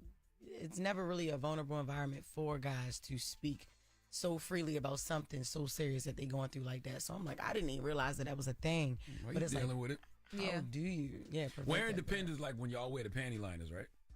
No, that's like it's like a pull up for a baby. But it do got the little thing in the middle of it to catch the stuff. Yeah, so it's kind of like an adult pull up. Yeah. Yep. I like a pamper, but it's like the best of both worlds, like panty liner and a pull up. Yes. So y'all wear it just for discharge. Y'all always leaking something. What? No, it's not. Yeah, you wear panty liners. You know when you're not on your period. Y'all always but then, am I making this up? No, I mean everybody don't leak all the time. You know, in your older age, you know, women they have uncontrollable discharge. I'm guessing when it comes to menopause and things like that. But you know, you're not supposed to always be leaking something. Got you. That's different. You should go see a doctor. So that, you know, all these little young girls, they love that though. They love to be leaky. It's just you gotta be careful. I gotta go see Jess on stage. That made me think about you on stage. Yes, I'm just saying. First of all, what kind of segue was that? We talking about discharge. Y'all gotta go see Jess on stage. That made me think about what? Just explain. It just it made her think of a joke. Of yes. A particular segment I have. Yes. I didn't want to give the but yeah. It's okay. Yes. Charlamagne is just why did you have to explain that to him? I don't know. Like what? Hey man, that's the question. You just he's a man. He said we always leaking something. I don't just dumb. No, I didn't say it. I asked the question. Oh, okay. No, it depends on your age. No, you're not always supposed to be leaking and dripping and walking around. Gotcha. Well, I want to remind the people. This is a crazy segue to mention Envy. What about Envy? I was gonna play this clip from my car show, the Car Queen show on Tubi, which just went live on Tubi. Nice. Where Envy talks about watching his car get stolen, but we don't even have the time to play the clip. Yes. Why can't we play it? Listen to Envy. So Envy, what was some of the craziest car experience you had? I think my crazy car story was I bought a Tahoe, Chevy Tahoe, and I put some big 22-inch. I'm not getting the contestant I need. Like, what is it? What I need to take? Like, it's I might have to go to a team scheduling practice and probably do it in an in-game situation, like play a game and try to get something. But it's not giving me like the contest that I want. It's not giving me the contest. Like, I need it in a contest. Hey. There you go. They got a dead eye right there. Rims on it with 22-inch rims were the biggest. And I had a system and I had a TVs. And I'm sitting like we all talking to my mans. And the car was right there. All of a sudden the car started. I thought I sat on the automatic start. I'm like, damn, did I sit on start? I see the lights come on. I'm like, what the hell? I look up and somebody's in the car. Oh. Now if I was calm, I would realize I have the key in my pocket and I can just unlock the door. I'm trying to punch the window. Open the door. I'm screaming at him, open the door. And then there's a car there. So I'm like, yo, don't move. I didn't realize the car is actually He's with him. He's the one that dropped them off. Yeah, so they stole my car that day. That was the toughest because I worked all summer long to put those rims, the TVs, and everything in it. Then I lost it. I can't think of a time NBA hasn't been getting robbed. Damn. Jesus. It'd be like a pinata. You just hit him up. Something always coming out. What the hell? Shout out to Envy for doing that episode. So Envy is featured on the Car Queen show. It's now live on Tubi. I directed it.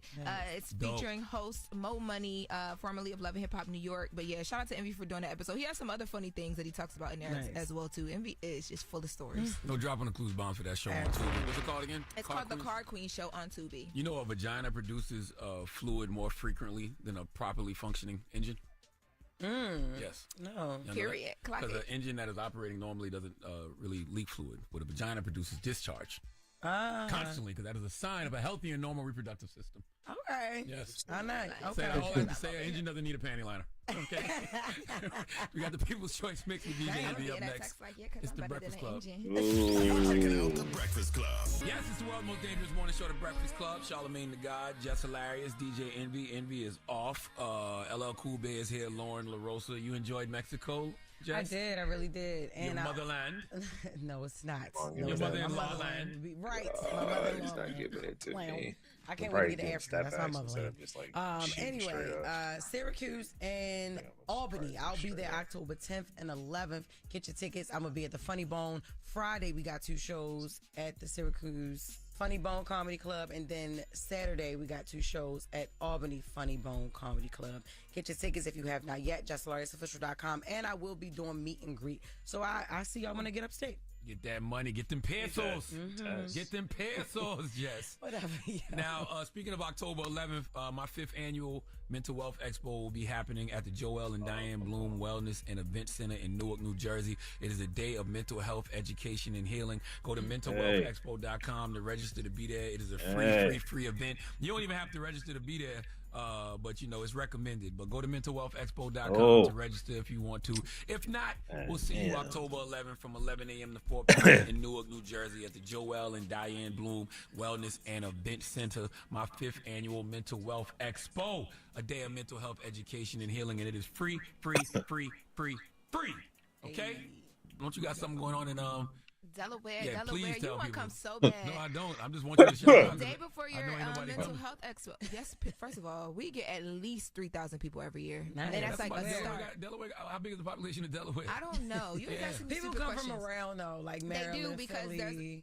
there's a lot of Delaware State University alumni in and around Delaware. So stop playing with us. Yes. Friday, October 10th, the DSU Destin, Delaware State I need you to University contest, alumni boy. homecoming party kickoff. I do it every year. It'll be at the Queen Theater in Wilmington, Delaware. Tickets are available now at IFL Events, and I'll be hosting a party. So come out, party with me. You don't have to be Del State alumni to come. Sometimes we just want to show y'all how to have fun. So pull up on us. Absolutely. The positive note is simply this, man. Self-accountability is trusting yourself to be there for you, because the only person you are destined to become is the person you decide to be. Have a great day. Breakfast Club, bitches. Y'all finished or y'all done? Done with this. Boom. Alright, so this is my last game. Last open run game.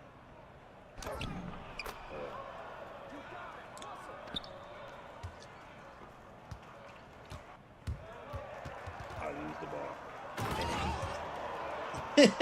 Whatever, we're done. Lose the ball, he dunked the ball. Trying to get that eye up, so whatever. We'll work on that later. How many games is that? That's 5 games. Yeah, we gonna be spending a lot of time in these open runs, bro. A lot of time in these open runs. Anyway, I'm done. I wonder if I can get that. But then again, I probably don't want to do that. Anyway, I'm done. I'm up out of here. I done hit my goal for the day. I done hit enough. I done played enough 2K today. I'm gonna walk away with these dubs that I got. Yeah.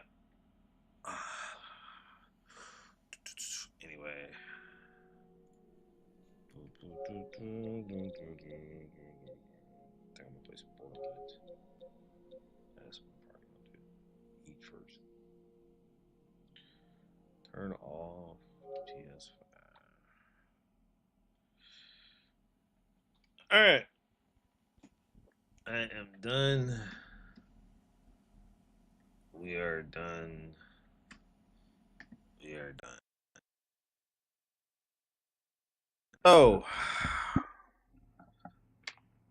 I'm done for today. Appreciate all the follows. Thank you for following me on Kick. Let me see what this what this looks like right now. Let me see what it's looking like on this side anyway. Let me see. Let me see. I got viewers, and then let me see what it's looking like on the Twitch. Probably one viewer. Can't see the YouTube side, but it is what it is. Anyway, oh, all right. We'll be back tomorrow. Probably gonna get into it just to play the game, get the Breakfast Club out the way tomorrow, and I'm gonna start a little later because around this time, since it's 5 on the East Coast right now, around this time the PlayStation thing is gonna be going on. So we're gonna do that, do the PlayStation thing, and then we end in the stream. So, and then we're gonna go over the PlayStation stuff that's gonna go on. I think what they're gonna show off, they said the PlayStation thing is either gonna be, I don't know what the focal point. It's gonna be probably the Ghost of Yeti thing, but I don't think that's gonna be a thing. I think they're gonna show up a bunch of trailers, and I think Tokyo Game Show is supposed to be the thing that's supposed to be going on this week. So I think what we might end up getting to see before we leave, before the show ends, we might get to see the sneak peek of that Wolverine game, or that sneak peek of the Wolverine game, because the Wolverine game is supposed to be coming out next year. So we might get to see what that looked like and what they're gonna do with it, and see how some actual gameplay and a whole walkthrough. So hopefully. If not, we'll get to see it at the Game Awards. We'll be back tomorrow and Thursday. And I don't think anything's coming out this week. Oh, I gotta get back on. I gotta get back on. I don't think there's anything coming out this week, but we'll be back tomorrow. We're gonna play some games. Just run it up and just get everything out the way, pretty much. So we just gonna we not even gonna do no detailing. If I find some stuff, I'll go over. But other than that, I probably won't be doing it if I can't find anything, any newsworthy stuff. And we'll just get into it, play some 2K. We'll play some 2K. Marvel Rivals, man, I don't think I'm gonna be playing it this season. Yeah, I don't think I'm gonna be playing it this season. There's nothing in there that I want. So we'll see what next season looks like. I'll probably come back and play as Daredevil, but the new character that's coming out right now, I forgot what her name is, but she's not fun to me. So I just like, nah, I'm cool.